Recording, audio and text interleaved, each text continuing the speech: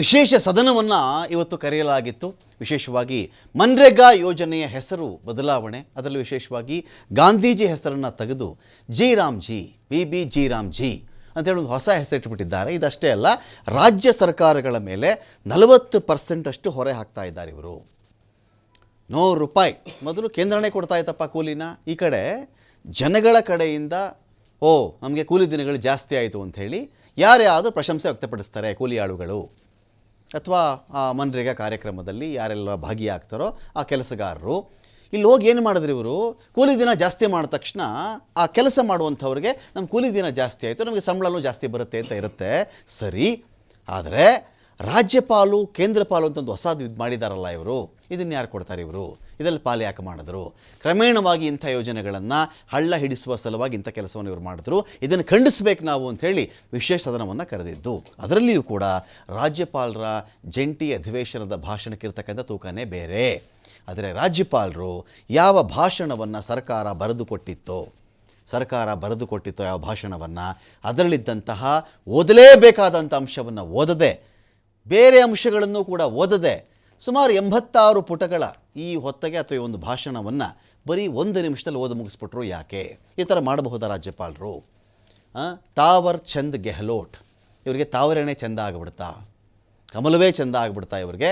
ಕಮಲ ಹೇಳಿದಂತೆ ಕೇಳ್ತಾ ಇದ್ದಾರಾ ಇವರು? ಕೇಂದ್ರ ಹೇಳಿದಂತೆ ಇವರು ಕೇಳ್ತಾರಾ? ರಾಜ್ಯದ ಆಶೋತ್ತರಗಳಿಗೆ ರಾಜ್ಯಪಾಲರು ಧ್ವನಿಯಾಗಬಾರ್ದಾ?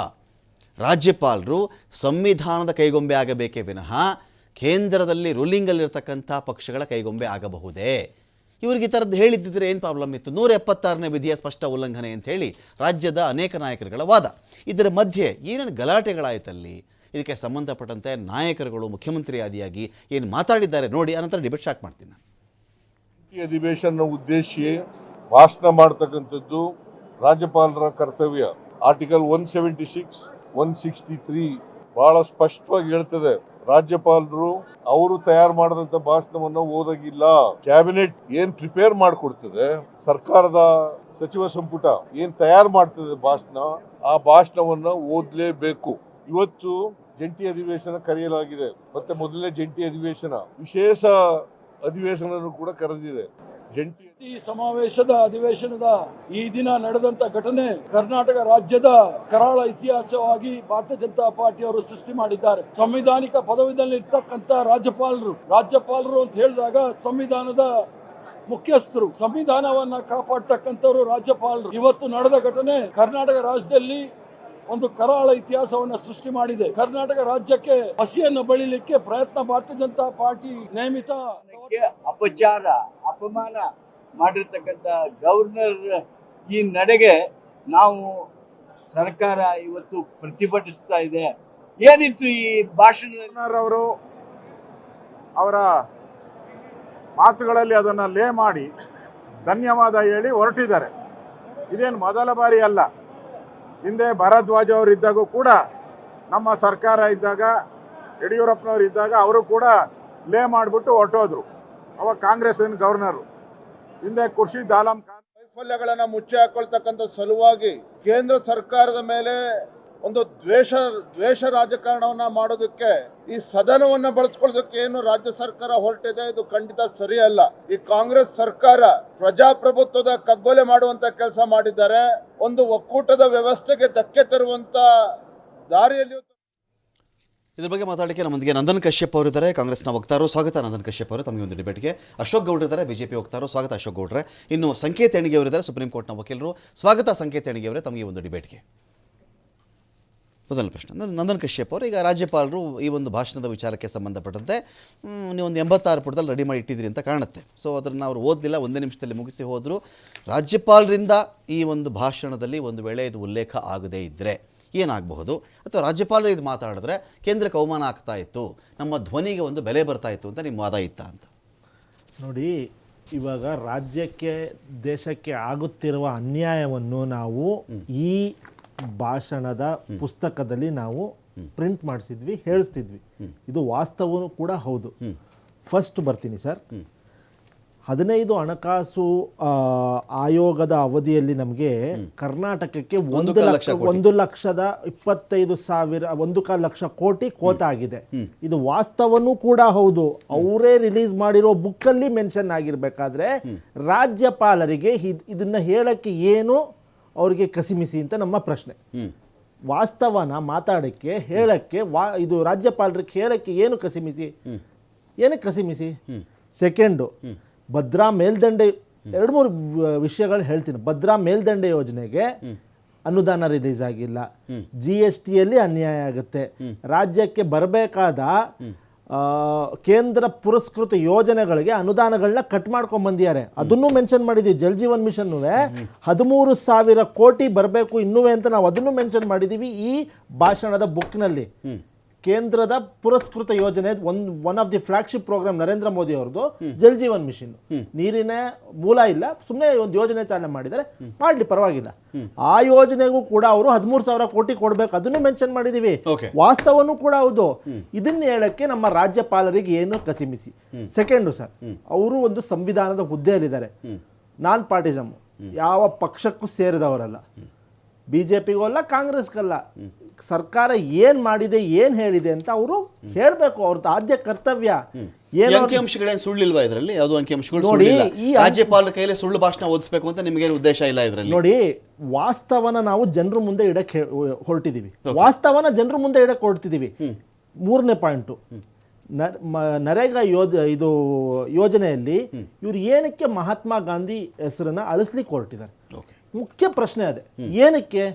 ಇತಿಹಾಸದಿಂದ ಅವ್ರ ಹೆಸರನ್ನ ತೆಗಿಯಕ್ಕೆ ಏನಾರ ದಾಪುಗಾಲು ಇಟ್ಟಿದ್ದಾರೆ? ಗಾಂಧೀಜಿ ನಿಮಗ್ ಲೀಡ್ರು, ರಾಮ ಬಿಜೆಪಿ ಅವರು ಲೀಡ್ರು ಅಂತ ನೋಡಿ. ನಮ್ದು ರಾಮರಾಜ್ಯ ಇದು ಕಟ್ಟಬೇಕು ಅಂತ ಸಂಕಲ್ಪ ತೊಟ್ಟಿದೀವಿ. ಅದೇ ಯೋಜನೆ ಮೂಲಕ ಇದು one of the flagship program 2005ರಲ್ಲಿ ಮನಮೋಹನ್ ಸಿಂಗ್ ಅವರು, ಸೋನಿಯಾ ಗಾಂಧಿ ಅವರು ಚಾಲನೆ ನೀಡಿದ ಯೋಜನೆ ಇದೇ ಮನ್ರೇಗಾ ಯೋಜನೆ. 2005ರಲ್ಲಿ ನಾವು ಚಾಲನೆ ನೀಡಿದ್ದು ರಾಮರಾಜ್ಯ. ಯಾಕಂದ್ರೆ ಹಳ್ಳಿಗಳಲ್ಲಿ ಒಂದು ಕೆಲಸ ಸಿಗಬೇಕು ಅಂತ. 2007-8ರಲ್ಲಿ ನಿಮಗೆ ಗೊತ್ತು, ದೇಶದಲ್ಲಿ ಭೀಕರ ಬರ ತಾಂಡವಾಡ್ತಿತ್ತು. ಎಸ್ಪೆಷಲಿ ಮರಾಠವಾಡ ರೀಜನ್ ಅಲ್ಲಿ ಜನರ ಗೂಳೆ ಹೋಗ್ತಿದ್ರು. ನಾರ್ತ್ ಕರ್ನಾಟಕದಲ್ಲೂ ಸಹ ಆ ಗೂಳೆಯನ್ನು ತಪ್ಪಿಸಿದ್ದೆ ಇದೇ ಯೋಜನೆ. ಅವತ್ತು ಕೈ ಹಿಡಿದಿದೆ. ಕೋಟ್ಯಾಂತರ ಕುಟುಂಬ ಯೋಜನೆ ಸ್ಟಾಪ್ ಮಾಡ್ತಿಲ್ಲ, ಹೆಸರು ಚೇಂಜ್ ಮಾಡ್ತಾ ಇದ್ದೀವಿ. ನಿಮ್ಮ ಕಾಲದಲ್ಲಿ ನೀವು ಇಟ್ಕೊಂಡ್ರೆ ನಮ್ಮ ಕಾಲದಲ್ಲಿ ನಾವು ಇಡ್ತೀವಿ ಅಂತಾರೆ. ನೋಡಿ, ಅವ್ರಿಗೆ ಫಸ್ಟು ಮಹಾತ್ಮ ಗಾಂಧಿಯಿಂದ ಇರಿಸ್ಮೂರ್ಸಿದೆ ಸಮಸ್ಯೆ ಇದೆ. ಸೆಕೆಂಡು, ಇವಾಗ ಈ ಯೋಜನೆ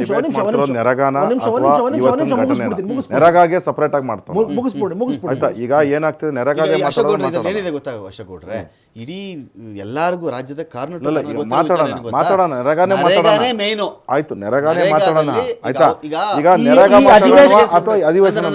ನಿಮಿಷ. ಈಗ ನಾನು ಅಶೋಕ್ ಗೌಡ್ರೆ ಪ್ರಶ್ನೆ ಏನು ಗೊತ್ತಾ, ಬಹಳ ಸರಳವಾಗಿ ಕೇಳ್ಬಿಡ್ತೀನಿ. ಇದ್ರ ಗಾಂಧೀಜಿಯನ್ನ ನೀವು ಕಾಂಗ್ರೆಸ್ ಲೀಡರ್ ಮಾಡ್ತಾ ಇದ್ದೀರಾ, ರಾಮನನ್ನ BJP ಲೀಡರ್ ಮಾಡ್ತಾ ಇದ್ದೀರಾ. ಆ ಕಾರಣಕ್ಕೆ ಮನ್ರೇಗಾ ಯೋಜನೆಯಲ್ಲಿದ್ದಂಥ ಮಹಾತ್ಮ ಗಾಂಧಿ ನಿಮಗೆ ಬೇಡವಾ? ಇದು ಕಂಪ್ಲೀಟ್ಲಿ ನೀವೇನು ಕಾಯಿನ್ ಮಾಡಿದ್ದೀರಾ, ಅದು completely very far from the truth. Very far from the truth. ನಾನು ಅದಕ್ಕೆ ಸ್ಪಷ್ಟನೆ ಕೊಡ್ತೀನಿ. ಇವತ್ತು ನಡೆದಂಥ ಘಟನೆಗಳ ಬಗ್ಗೆ ಮಾತಾಡೋಣ. ಇವತ್ತು ನಡೆದಂಥ ಘಟನೆ ಏನಿದೆ ಅದನ್ನು 3 ಪಾರ್ಟಲ್ಲಿ ನೋಡ್ಬೇಕು ನಾವು.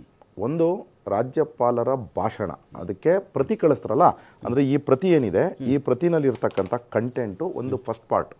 ಸೆಕೆಂಡ್ ಪಾರ್ಟು, ರಾಜ್ಯಪಾಲರ ಏನು ಭಾಷಣ ಮಾಡಿದ್ರು, ಅಂದರೆ ರಾಜ್ಯಪಾಲರು ಆ ವೇದಿಕೆ ಮೇಲೆ ಭಾಷಣ ಮಾಡಿದ್ರು, ಒಂದು ನಿಮಿಷ ತದನಂತರದಲ್ಲಿ ಆಚೆ ಬಂದರು, ಅದು 2ನೇ ಪಾರ್ಟ್. 3ನೇ ಪಾರ್ಟ್ ಏನಿದೆ, ತದನಂತರದಲ್ಲಿ ಆಚೆ ಬಂದ ಮೇಲೆ ಕಾಂಗ್ರೆಸ್ನ ಏನು ಹಿರಿಯ ಹಾಳುಗಳಿದ್ರು ಅಂತ, ಉದಾಹರಣೆಗೆ ಪರಿಷತ್ತು ಮತ್ತು ಸದನದ ಹರಿಪ್ರಸಾದ್ ಅವರು ಎಲ್ಲರೂ, ಇನ್ಕ್ಲೂಡಿಂಗ್ ಪ್ರದೀಪ್ ಈಶ್ವರ್ ಮತ್ತು ಶರತ್ ಬಚ್ಚೇಗೌಡ, ಇವರೆಲ್ಲ ಸೇರಿಸ್ಕೊಂಡು ಯಾವ ರೀತಿ ನಡ್ಕೊಂಡ್ರು, ಈ 3 ಪಾರ್ಟಾಗಿ ವಿಶ್ಲೇಷಣೆ ಮಾಡೋಣ. ನೆರೆಗಾದು ಅತ್ಯಂತ ಇಂಪಾರ್ಟೆಂಟು. ನರೇಗಾ ಓದ್ಲಿಲ್ಲ ಅಂತಾನೆ ಇಷ್ಟು ಬಂದಿದ್ದು ಅಶೋಕ್ ಗೌಡ್ರೆ. ನರೇಗಾ ನೀವು ಬಿಡಕ್ಕಾಗಲ್ಲ, ನೀವು ಆಫ್ಟರ್ ಎಫೆಕ್ಟ್ಸ್ ಮಾತಾಡಕ್ಕಾಗಲ್ಲ. ಇಲ್ಲಿ ರಮಾಕಾಂತ್, ನೀವು ಕೋರ್ಗೆ ಹೋಗ್ಬೇಕು. ನೀವು ಆಯ್ತು, ಕೋರ್ಗೆ ಹೋಗಿ ಭೂಕಂಪದ ಕೇಂದ್ರ ಬಿಂದುಗೆ ಹೋಗ್ಬೇಕು. ನೀವು ಪಾಶ್ಚಾತ್ಯ ಕಂಪನಿಗಳ ಕಡೆ ನೀವು ಬರಂಗಿಲ್ಲ. ಇದರಲ್ಲಿ ಕೇಂದ್ರ ಬಿಂದು ಏನು? ಭಾಷಣ ಓದಿದ್ರೆ ಇಷ್ಟ ಆಗ್ತಿತ್ತಾ ಅಂತ. ಆಯ್ತು ಬಂದೆ. ಅವ್ರನ್ನ ಸರಿ ನಾನು ಹೇಳ್ತಿಲ್ಲ ಇದರಲ್ಲಿ. ಆಯ್ತು, ಈಗ ಏನಂತ ಹೇಳಿದ್ರೆ, ಒಂದು ನೆರೆಗಾದಲ್ಲಿ ಏನಿದೆ ಅಂತ ಹೇಳ್ಬಿಟ್ಟು ಕಂಟೆಂಟ್ ಓದೋಣ ಅಥವಾ ಹೆಸರನ್ನು ಮಾತ್ರ ಬರೀ ಹೆಸರು ಆಮೇಲೆ ಕಂಟೆಂಟ್ 40%. ಇದು ನೆರೆಗಾ ಅಂತ ಏನಿದೆ, ನೆರೆಗಾ ಅಂದ್ರೆ ಮನ್ರೇಗಾ ಅಂತ ಏನಿದೆ, ಅದಕ್ಕಿದು ಫಸ್ಟ್ ಸ್ಟಾರ್ಟ್ ಮಾಡಿದ್ದು 1918ನಲ್ಲಿ. ಯಾರು? ಕಾಂಗ್ರೆಸ್ ಸರ್ಕಾರನೇ ಸ್ಟಾರ್ಟ್ ಮಾಡಿದ್ದು. ಅದು ರಾಷ್ಟ್ರೀಯ ಗ್ರಾಮೀಣ ಉದ್ಯೋಗ ಖಾತ್ರಿ ಯೋಜನೆ ಅಂತ ಇತ್ತು. ರಾಷ್ಟ್ರೀಯ ಗ್ರಾಮೀಣ ಖಾತ್ರಿ ಯೋಜನೆ ಅಲ್ಲ, ಖಾತ್ರಿ ಅಂತ ಇತ್ತು. ತದನಂತರದಲ್ಲಿ ಯೋಜನೆ ಆಯಿತು, ಅಂದರೆ 83ನಲ್ಲಿ. ತದನಂತರದಲ್ಲಿ ಜವಾಹರ್ ರೋಜ್ಗಾರ್ ಯೋಜನೆ ಆಯಿತು 1989ನಲ್ಲಿ. 1993ನಲ್ಲಿ ಉದ್ಯೋಗ ರೋಜ್ಗಾರ್ ಯೋಜನೆ ಆಯಿತು 1993ನಲ್ಲಿ. ನೋಡಿ, ಅರ್ಥ ಮಾಡ್ಕೊಳ್ಳಿ, 89ನಲ್ಲಿ ಜವಾಹರ್ ರೋಜ್ಗಾರ್ ಯೋಜನಾ ಯಾರು ಮಾಡಿದ್ದು?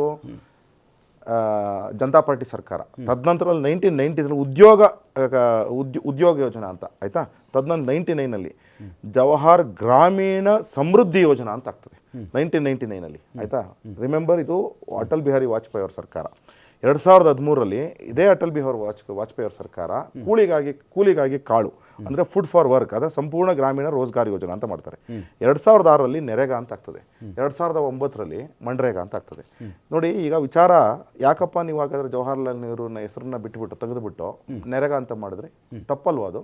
ಹಾಗಾದ್ರೆ ಮಹಾತ್ಮ ಗಾಂಧಿ ಅವರಿಗೆ ಹೆಸರನ್ನ ನಾವು ತೆಗೆದುಬಿಟ್ಟಿವಿ, ಅದನ್ನು ತೆಗೆದುಬಿಟ್ಟು ಜಿ ರಾಮ್ಜಿ ಅಂತ VB ಜಿ ರಾಮ್ಜಿ ಅಂತ ಮಾಡಿದ್ವಿ ಅಂತ ಹೇಳಿದ್ರೆ ಅದರಲ್ಲಿ ಯಾವ ಮಹಾ ವಿಚಾರ ಆಗೋಯ್ತು? ಒಂದು ಆಯ್ತಾ. ಎರಡನೇದು, ಈಗ 20 ವರ್ಷ ಆಯಿತು ನೆರೆಗಾ ಬಿಲ್ ಪಾಸ್ ಮಾಡಿ. ಅನೇಕ ಗ್ರೌಂಡಲ್ಲಿ ಅನೇಕ ವಿಚಾರಗಳಾಗೋಗಿದೆ. ಕರಪ್ಷನ್, ಸಿಕ್ಕಾಪಟ್ಟೆ ಕರಪ್ಷನ್ ಆಗ್ತಿತ್ತು ಅಂತ ಹೇಳಿ ಈಗ ತಾನೇ ಶಿವರಾಜ್ ಸಿಂಗ್ ಚೌಹಾಣ್ ಅವರು ತಮ್ಮ ಚಾನಲ್ ಅವರು ಇದ್ರು, ಅಲ್ಲಿ ತಮ್ಮ ಚಾನಲ್ ಅವರು ಬೈಟ್ ತಗೊತಾ ಇದ್ರು.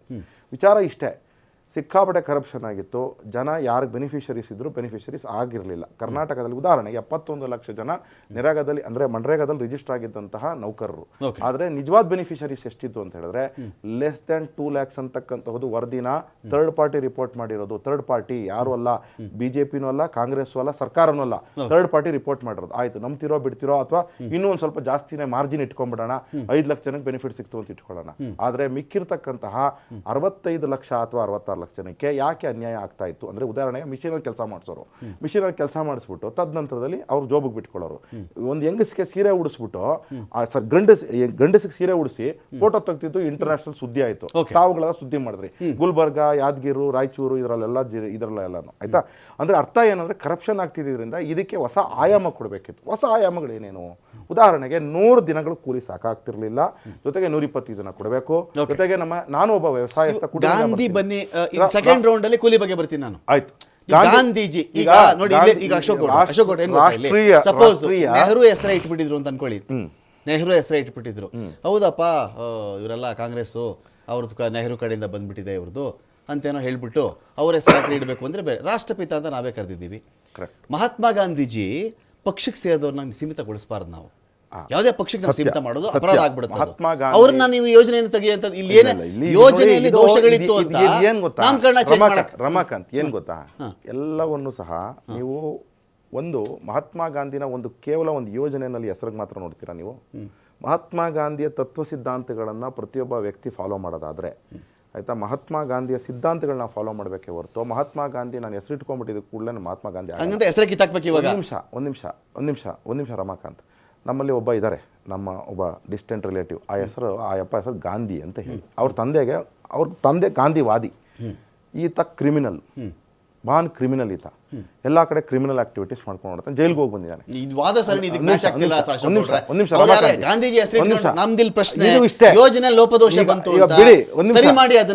ವಿಚಾರ ಅದಲ್ಲ, ನಾನು ಗಾಂಧಿ ಅಂತ ಹೆಸರಿಟ್ಕೊಂಡ್ಬಿಟ್ಟು ತಪ್ಪೇನಾಗ್ಬಿಡ್ತು. ಗಾಂಧೀಜಿ ಪ್ರತಿದಿನ ಪ್ರತಿ ಕ್ಷಣ ಜಪ ಮಾಡ್ತಿದ್ದಂಥದ್ದು ಏನು? ರಾಮ ರಾಮ ರಾಮ ಅಂತ. ಆಯ್ತಾ, ರಾಮನಿಗೆ ಒಂದು ಸ್ಥಾನ ಕೊಡ್ತಕ್ಕಂಥ ಕೆಲಸನ ಯಾವ್ದಾದ್ರು ಒಂದು ಯೋಜನೆನಲ್ಲಾದ್ರೂ ಮಾಡ್ತಕ್ಕಂಥ ಕೆಲಸ ಮಾಡಿದಿದ್ರೆ ಆಯ್ತು. ಇದೂ ಬನ್ನಿ, ಮಹಾತ್ಮ ಗಾಂಧಿಯ ಕನಸೇನು? ಮಹಾತ್ಮ ಗಾಂಧಿಯ ಕನಸು ಗ್ರಾಮೀಣ ವಿಕಾಸ, ಅಂದರೆ ಹಳ್ಳಿಗಳು ಸ್ವಾವಲಂಬಿಗಳಾಗಿರಬೇಕು ಅಂತ ಹೇಳಿ. ಇದನ್ನೇ ನೀವು ತಗೊಂಡೋಗಿ ರಾಮನ ಆಡಳಿತಕ್ಕೆ ಲಿಂಕ್ ಮಾಡಿ. ರಾಮನ ಆಡಳಿತ ಏನು? Foundation of this entire country was laid on Rama's administration rules. Of course ಅದಕ್ಕೆ ನೀವು ರೆಕಾರ್ಡೆಡ್ ಇತಿಹಾಸ ಸಿಕ್ಕಲ್ಲ ಅಂತ ಹೇಳ್ತೀರಾ, ಆದರೆ ಪರಿಕಲ್ಪನೆ ಏನಿತ್ತಲ್ಲ, ಗ್ರಾಮೀಣ ಪರಿಕಲ್ಪನೆಗಳು, ಒಂದು ದೇವಸ್ಥಾನ ಇರಬೇಕು, ಗ್ರಾಮಗಳಲ್ಲಿ ಎರಡು ಬೀದಿಗಳಿರಬೇಕು, ಆ ಬೀದಿಗಳಲ್ಲಿ ಈ ರೀತಿ ನೀತಿ ಇರಬೇಕು, ಕ್ರಮಗಳು ಈ ರೀತಿ ಇರಬೇಕು ಅಂತ ಹೇಳಿ ಆ ಕ್ರಮಗಳನ್ನೆಲ್ಲನೂ ರಾಮನ ಸ್ಥಾಪ ಮಾಡ್ದ ಅಂತ ಹೇಳಿ ಅನೇಕ ಇತಿಹಾಸಕಾರರು ಹೇಳ್ತಾರೆ. ಎವಿಡೆನ್ಸಸ್ ಇದೆ ಅದಕ್ಕೆ. ತದನಂತರದಲ್ಲಿ ಅದನ್ನು ಅಶೋಕ ಕಾಪಿ ಮಾಡ್ದ, ತದನಂತರದಲ್ಲಿ ಚೋಳರು ಮಾಡಿದ್ರು, ತದನಂತರದಲ್ಲಿ ಮೊಘಲರು ಮಾಡಿದ್ರು. ಇದನ್ನೆಲ್ಲ ಮಾಡಿದಾಗ ನಾವು ಒಬ್ಬ ರಾಮನ್ನ ನೆನೆಸ್ಕೊಳೋದ್ರಿಂದ ತಪ್ಪೇನೂ ಆಗೋದಿಲ್ಲ. ಒಂದು. ಎರಡನೇದು, ರಾಮ ರಾಮರಾಜ್ಯನೇ ಪರಿಕಲ್ಪನೆ ಆಗಿರ್ತಕ್ಕಂಥ ಸಂಕೇತ್ ಸರ್, ಮಹಾತ್ಮ ಗಾಂಧಿಗೆ ಅಲ್ಲ ಒಂದು ನಿಮಿಷ ರಾಮರಾಜ್ಯನ ಪರಿಕಲ್ಪನೆ ಕಂಡಂತಹ ರಾಮರಾಜ್ಯ ಸ್ಥಾಪನೆ ಮಾಡಿಬಿಟ್ಟಿದ್ದೀರಿ ಈಗ. ಪ್ರೋಸೆಸ್ ಅಲ್ಲಿ ಇದೆ. ಗ್ರಾಮೀಣಗಳು ಉದ್ಧಾರ ಆಗ್ಬಿಡ್ತಾ ಇವೆ, ಉದ್ಯಮಿಗಳ ಕೈಯಲ್ಲಿ ರಾಜ್ಯ ದೇಶ ಸಿಕ್ಕಿಲ್ಲ, ಉದ್ಯಮಿ ದೇಶ ಸಿಕ್ಕಿಲ್ಲ. ರೋಡ್ ಕಾಮಗಾರಿಗಳಲ್ಲಿ ಯಾರಿದ್ದಾರೆ? ಕನ್ಫ್ಯೂಸ್ ಮಾಡಬೇಡಿ ಸರ್. ನೀವು ರಾಜ್ಯಕ್ಕೆ ಅಲ್ಲಲ್ಲ, ಒಂದು ನಿಮಿಷ ಅಶೋಕ್ ಗೌಡ್ರೆ, ಏನಂದ್ರೆ ನಾವು ಒಂದು ನಿಮಿಷ ನಾವು ಏನ್ ಮಾತಾಡ್ಬೇಕು ಈಗ? ವಿ ಜಯರಾಮ್ಜಿ ಬಗ್ಗೆ ಮಾತಾಡ್ಬೇಕಾ ಅಥವಾ ನೀವು ಕ್ಯಾಪಿಟಲಿಸಂ ಬಗ್ಗೆ ಮಾತಾಡ್ಬೇಕಾ, ಸೋಷಿಯಲಿಸಂ ಬಗ್ಗೆ ಮಾತಾಡ್ಬೇಕಾ ಅಥವಾ ಇಂಟಿಗ್ರಲ್ ಹ್ಯೂಮನಿಸಂ ಬಗ್ಗೆ ಮಾತಾಡ್ಬೇಕಾ? ಮಾತಾಡೋಣ. ಒಂದು ನಿಮಿಷ ಸರ್, ನಾನು ಅದನ್ನ ಇಂಟಿಗ್ರಲ್ ಹ್ಯೂಮನಿಸಂ ಇದೆಯಲ್ಲ ನಮ್ಮ ದೇಶದ ಪರಿಕಲ್ಪನೆ ಅಂದ್ರೆ ನಮ್ಮ ಇಂಟಿಗ್ರಲ್ ಹ್ಯೂಮನಿಸಂ. ನೀವು ಕ್ಯಾಪಿಟಲಿಸಂ ಅಲ್ಲ ಸೋಷಿಯಲಿಸಂ ಅಲ್ಲ. ಮಾತಾಡಿ ಅಶೋಕ್ ಗೌಡ್ರೆ, ನನ್ನ ಪಾಯಿಂಟ್ ಬಹಳ ಸರಳವಾಗಿದೆ. ನಿಮ್ಗೆ ಕೇಳ್ಬಿಟ್ಟು ನಾನು ಸಂಕೇತ್ ಅವ್ರು ಮಾತಾಡ್ಸ್ಬಿಡ್ತೀನಿ. ನಾನೇನು ಕೇಳಿದೆ, ಗಾಂಧೀಜಿ ಹೆಸರು ನಿಮ್ಗೇನು ತೊಂದರೆ ಮಾಡ್ತಿರ್ಲಿಲ್ಲ. ಆ ಯೋಜನೆಯಲ್ಲಿ ಯಾರ್ದಾದ್ರು ಸಮಸ್ಯೆ ಇತ್ತಾ? ಆ ಕರೆಕ್ಷನ್ ನೀವು ಮಾಡ್ಬೋದು, ರಾಜ್ಯನೂ ಮಾಡ್ಬೋದು, ಎಲ್ಲರೂ ಸೇರ್ಕೊಂಡು ಆ ಯೋಜನೆ ಇದು ಮಾಡಿ. ಗಾಂಧೀಜಿಯ ಮನಸ್ಸಲ್ಲಿ ರಾಮ ಇದ್ದ ಅಂತ ಗಾಂಧೀಜಿ ಹೆಸರು ತೆಗೆದಾಕಕ್ಕೆ ಒಂದು ನೆಪ ಮಾಡಬಾರ್ದು. ಇಂಟರಪ್ಟ್ ಮಾಡ್ಬಿಡ್ತೀರಿ ನೀವು, ನಿಮ್ಮ ವಾದ ಬಿದ್ದೋ ಕಡೆ ಇಂಟರಪ್ಟ್ ಮಾಡ್ಬಿಡ್ತೀರಿ. ರಾಮರಾಜ್ಯ ಅಂತ ಹೇಳ್ಬಿಟ್ರಿ, ಒಂದು ತೋರಿಸ್ಬಿಡಿ, 2 ಹಳ್ಳಿ ತೋರಿಸ್ಬಿಡಿ. ನೀವು ನಾವು ರಾಮರಾಜ್ಯ ಮಾಡಿಬಿಟ್ಟಿದ್ದೀವಿ. ನಾಮಕರಣ ಮಾಡಿದ್ರೆ ರಾಮರಾಜ್ಯ ಆಗಲ್ಲ ಅಶೋಕ್ ಗೌಡ್ರೆ. ನಾಮಕರಣ ಮಾಡೋದ್ರಿಂದ ರಾಮರಾಜ್ಯ ಆಗಲ್ಲ. 2 ಉದಾಹರಣೆ ಕೇಳಿದಿರಲ್ಲ, ನಾಮಕರಣ ರಾಮರಾಜ್ಯ ಆಗ್ಬಿಡಲ್ಲ. ನಾನು ಕಣ್ಣಾರೆ ಕಂಡಿರೋದ್ರ ರಮಕ ನಾನು ಉದಾಹರಣೆ ಕೊಡ್ತೀನಿ.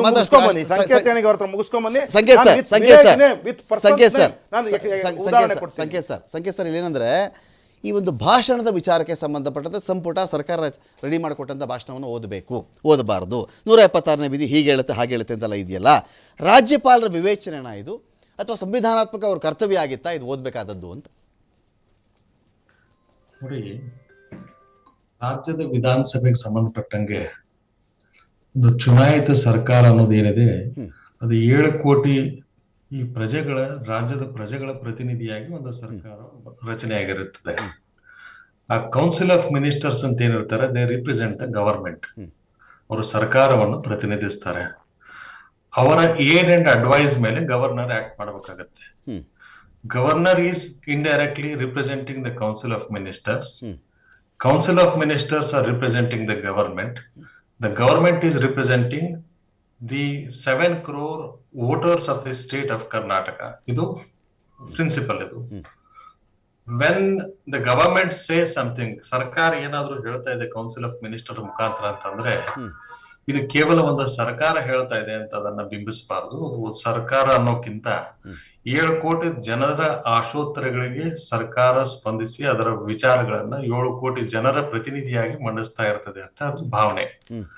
ಅದೇ ರೀತಿ ಕೌನ್ಸಿಲ್ ಆಫ್ ಮಿನಿಸ್ಟರ್ಸ್ ಅದರಲ್ಲಿ ಏನಾದ್ರು ಅಡ್ವೈಸ್ ಮಾಡಿದ್ರು, ರೆಕಮೆಂಡೇಶನ್ ಮಾಡಿದ್ರು, ಅಥವಾ ಅದು ಏನಾದ್ರು ಪಾಲಿಸಿ ಡಿಸಿಷನ್ ಏನಾದ್ರು ತಗೊಂಡ್ರು ಅಂತಂದ್ರೆ ಅದು ಗವರ್ನರ್ ಹೋಯ್ತು ಅಂತಂದ್ರೆ ಅದು ಕೌನ್ಸಿಲ್ ಆಫ್ ಮಿನಿಸ್ಟರ್ಸ್ ಮಾತ್ರ ಅಂತಲ್ಲ, 7 ಕೋಟಿ ಜನರ ಆಶೋತ್ತರಗಳಿಗೆ ಸ್ಪಂದಿಸಿ ಸರ್ಕಾರ ನೀಡಿರುವಂತಹ ಮನವಿ ಅಥವಾ ಸರ್ಕಾರ ನೀಡಿರುವಂತಹ ಮಾಹಿತಿ ಅಂತ ಅದನ್ನ ಬಿಂಬಿಸಬೇಕು ಅಂತ ಅದರಲ್ಲಿ ಸಾಕಷ್ಟು ಇಂಟರ್ಪ್ರಿಟೇಷನ್ಗಳಿದಾವೆ. ಈಗ ಈ ಕೇಂದ್ರ ಸರ್ಕಾರದ ಪ್ರತಿನಿಧಿ ಆಗೋದಿಲ್ಲ ಇವರು ಗವರ್ನರ್ ಅವರು, in so far as the state legislature is concern. ಅದರಲ್ಲಿ ಕಾನೂನಲ್ಲಿ ಏನ್ ಹೇಳ್ತಾರೆ ಅಂದ್ರೆ, the governor is required to act in aid and advise of the council of ministers ಅಂತಂದ್ರೆ, ಕೌನ್ಸಿಲ್ ಆಫ್ ಮಿನಿಸ್ಟರ್ಸ್ ಯಾವ ರೀತಿ ಹೇಳ್ತಾರೆ, ಯಾವ ರೀತಿ ಅಡ್ವೈಸ್ ಮಾಡ್ತಾರೆ, ಯಾವ ರೀತಿ ಅಸಿಸ್ಟ್ ಮಾಡ್ತಾರೆ, ಆ ರೀತಿ ಅವರು ಮುಂದುವರಿಬೇಕು ಅಂತ ಹೇಳ್ತಾರೆ. ಕೆಲವೊಮ್ಮೆ ಕೌನ್ಸಿಲ್ ಆಫ್ ಮಿನಿಸ್ಟರ್ಸ್ ವಿಚಾರಗಳನ್ನ ಅವರು ಒಪ್ಪದೇ ಇದ್ದಲ್ಲಿ, ಅಂದ್ರೆ in so far as bills are any enactments are concern, law making authority ಇರುತ್ತೆ. ಕೆಲವೊಂದು ಕಾನೂನು ರಚನೆ ಮಾಡಬೇಕಾದಾಗ ಅವ್ರು ಹೇಳಿರುವಂತ ವಿಚಾರಗಳನ್ನ ಇವ್ರು ಒಪ್ಪದೇ ಇದ್ದಲ್ಲಿ ಅದನ್ನ ಮರಳಿಸಬಹುದು. ಮರಳಿಸಿದ ನಂತರ ಮತ್ತೊಮ್ಮೆ ಬಿಲ್ ಪಾಸ್ ಆಗಿ ಬಂತು ಅಂತಂದ್ರೆ ಅದನ್ನ ರುಜು ಮಾಡ್ಲೇಬೇಕಾಗ್ತದೆ. ಇದು ಒಂದು ವಿಚಾರ. ಈ ತಮಿಳುನಾಡು ಕೇಸ್ ನಲ್ಲಿ ಏನಾಗಿದೆ ಎಲ್ಲರಿಗೂ ಗೊತ್ತಿರುವಂತ ವಿಚಾರ. ಈಗ ಇನ್ so far as joint session of the parliament of the state legislatures R concern, ಈ ಯಾವುದೇ ಚುನಾಯಿತ ಸರ್ಕಾರ ಅಥವಾ ಲೆಜಿಸ್ಲೇಟಿವ್ ಅಸೆಂಬ್ಲಿಯಲ್ಲಿ ಅಥವಾ ಪಾರ್ಲಿಮೆಂಟ್ ನಲ್ಲಿ ವರ್ಷದ ಮೊದಲನೆಯ ಈ ಜಾಯಿಂಟ್ ಸೆಷನ್ ಅನ್ನ ಅವರು ಗವರ್ನರ್ ಆಗಿರಬಹುದು ಅಥವಾ ಪ್ರೆಸಿಡೆಂಟ್ ಆಫ್ ಇಂಡಿಯಾ ಆಗಿರಬಹುದು ಅಡ್ರೆಸ್ ಮಾಡ್ಬೇಕು ಅಂತ ಇದು ವಾಡಿಕೆ ಅಷ್ಟೇ ಅಲ್ಲ, 176 ಕೆಳಗಡೆ ಬಂದಿರುವಂತದ್ದು in so far as state legislature is concern. ಈಗ 176 ನಲ್ಲಿ ಆ ರೀತಿ ಏನ್ ಹೇಳ್ತಾರೆ, ನಾವು ಬರೀ 176 ಮಾತ್ರ ಇಂಟರ್ಪ್ರಿಟ್ ಮಾಡಬಾರ್ದು. ಇದರಲ್ಲಿ there are other provisions also which we are required to interpret. ನೀವು ಆ ಪ್ರೊವಿಷನ್ ಗಳನ್ನ ಎಲ್ಲಾ ನೋಡ್ತಾ ಹೋದ್ರೆ ಅಂದ್ರೆ 176 ಕ್ಕಿಂತ ಮುಂಚೆ 163 ದಲ್ಲಿ governor is required to act in aid and advise of the council of ministers ಅಂತ ಏನಿರುತ್ತೆ ಅದನ್ನ ಮತ್ತು 176 ನ ಎರಡನ್ನು ಕೂಡಿ ಅಂದ್ರೆ 167 ಮತ್ತು 163 ಮತ್ತು 176 1 2 ಇವನ್ ಎರಡನ್ನು ಕೂಡ ನೋಡಿ ಒಟ್ಟಾಗಿ ಓದಿದಾಗ ಸಂವಿಧಾನ ಹೇಳೋದು ಏನಂದ್ರೆ ರಾಜ್ಯ ಸರ್ಕಾರ ಅಂತಂದ್ರೆ 7 ಕೋಟಿ ಜನರದ ಒಂದು ಮುಖವಾಣಿ, ಒಂದು ಕೌನ್ಸಿಲ್ ಆಫ್ ಮಿನಿಸ್ಟರ್ಸ್ ಅಂತಂದ್ರೆ ಅವರ ವಿಚಾರಗಳನ್ನ ಸದನದಲ್ಲಿ ಗವರ್ನರ್ ಮುಖಾಂತರ ಹೇಳಿಸ್ತಾರೆ. Governor is only a mouthpiece of the council of ministers. Governor is not independent ಅಂತ ಇದು ಒಂದನೇ ಭಾವನೆ. ಎರಡನೇ ಭಾವನೆ, ಗವರ್ನರ್ಗೆ ಸೆಷನ್ ನಲ್ಲಿ ಬಿಲ್ ಪಾಸ್ ಮಾಡೋದ್ರಲ್ಲಿ ಅವ್ರಿಗೆ ಡಿಸ್ಕ್ರಿಷನರಿ ಪವರ್ ಇರುತ್ತೆ. ಅಥವಾ ಸಿಗ್ನೇಚರ್ ಮಾಡಬಹುದು, ಮಾಡದೆ ಇರಬಹುದು, ವಾಪಸ್ ಕಳಿಸಬಹುದು, ವಾಪಸ್ ಕಳಿಸದೆ ಅದನ್ನ ಹಂಗೆ ಪೆಂಡಿಂಗ್ ಇಟ್ಕೋಬಹುದು. ಪೆಂಡಿಂಗ್ ಅನ್ರೀಸನೇಬಲ್ ಪೀರಿಯಡ್ ಇಟ್ಕೊಂಡ್ರೆ ಏನಾಗುತ್ತೆ ಅನ್ನೋದ್ರ ಬಗ್ಗೆ ತಮಿಳುನಾಡು ಕೇಸ್ ನಲ್ಲಿ ಸುಪ್ರೀಂ ಕೋರ್ಟ್ ಹೇಳಾಗಿದೆ. ಅದು ವಿಚಾರ ಬೇರೆ. ಬಟ್ ಇದರಲ್ಲಿ ವೆನ್ ಇಟ್ ಇಸ್ ಅಡ್ರೆಸ್ಸಿಂಗ್, ನಾನು ಹೇಳ್ತಾ ಇರೋದು ಬರೀ addressing the joint sessions of the parliament ಅಂದಾಗ this is purely a ministerial act of the council of ministers. ಈ council of ministers ministerial act, ಅದು ಅದರ ಬರ್ಕೊಟ್ಟು ಬಂದಿರುವಂತದನ್ನ ಅವರು ಗವರ್ನರ್ ಮುಖಾಂತರ ಹೇಳಿಸ್ತಾ ಇರುವಂತದ್ದು ಅಂದಾಗ ಗವರ್ನರ್ಗೆ ಸ್ಪೆಷಲ್ ಪವರ್ ಎಕ್ಸರ್ಸೈಸ್ ಮಾಡುವಂತ ಪ್ರಮೇಯ ಅದರಲ್ಲಿ ಇಲ್ಲ. ಇದು ಮೊದಲನೇದ್ದು. ಇನ್ನೊಂದು, governor is not exercising is special power as a governor. He is representative of the council of ministers and executing the duty which is in power entrusted under 176 subsection sub article 1 and 2. ಹಾಗಿದ್ದಾಗ governor's independent authority ಅಥವಾ independent power ಅನ್ನ council of ministers representative ಅನ್ನೋ power ಅನ್ನ ಎರಡನ್ನೂ ಕೂಡ ವಿಭಿನ್ನವಾಗಿ ನೋಡ್ಬೇಕಾಗ್ತದೆ. ಸದ್ಯದ ಸಂದರ್ಭದಲ್ಲಿ ಕಾನೂನಾತ್ಮಕವಾಗಿ governor do not have any independent authority to refuse to act on the aid and advise of the council of ministers in so far as addressing the state legislature ಅನ್ನೋದು ನಂದು ಸ್ಪಷ್ಟ ಅಭಿಪ್ರಾಯ. ಓಕೆ ನಾನು ಮತ್ತಷ್ಟು ಮಾತಾಡ್ತೀನಿ. ಒಂದು ಬ್ರೇಕ್. ನಂದನ್ ಅವರೇ, ಇಲ್ಲಿ ಒಂದು ಪಾಯಿಂಟ್ ಬರುತ್ತೆ ಇಲ್ಲಿ ಏನಂದರೆ 1999 ಮುಖ್ಯಮಂತ್ರಿ ಆಗಿದ್ದರು ಪಟೇಲ್ರು. ಖುರ್ಷೀದ್ ಆಲಂ ಖಾನ್ ರಾಜ್ಯಪಾಲರು ಭಾಷಣದ ಆರಂಭದ ಒಂದು ಸಾಲು, ಕೊನೆ ಒಂದು ಸಾಲು ಓದ್ಬಿಟ್ಟಿದ್ರು ಅವರು.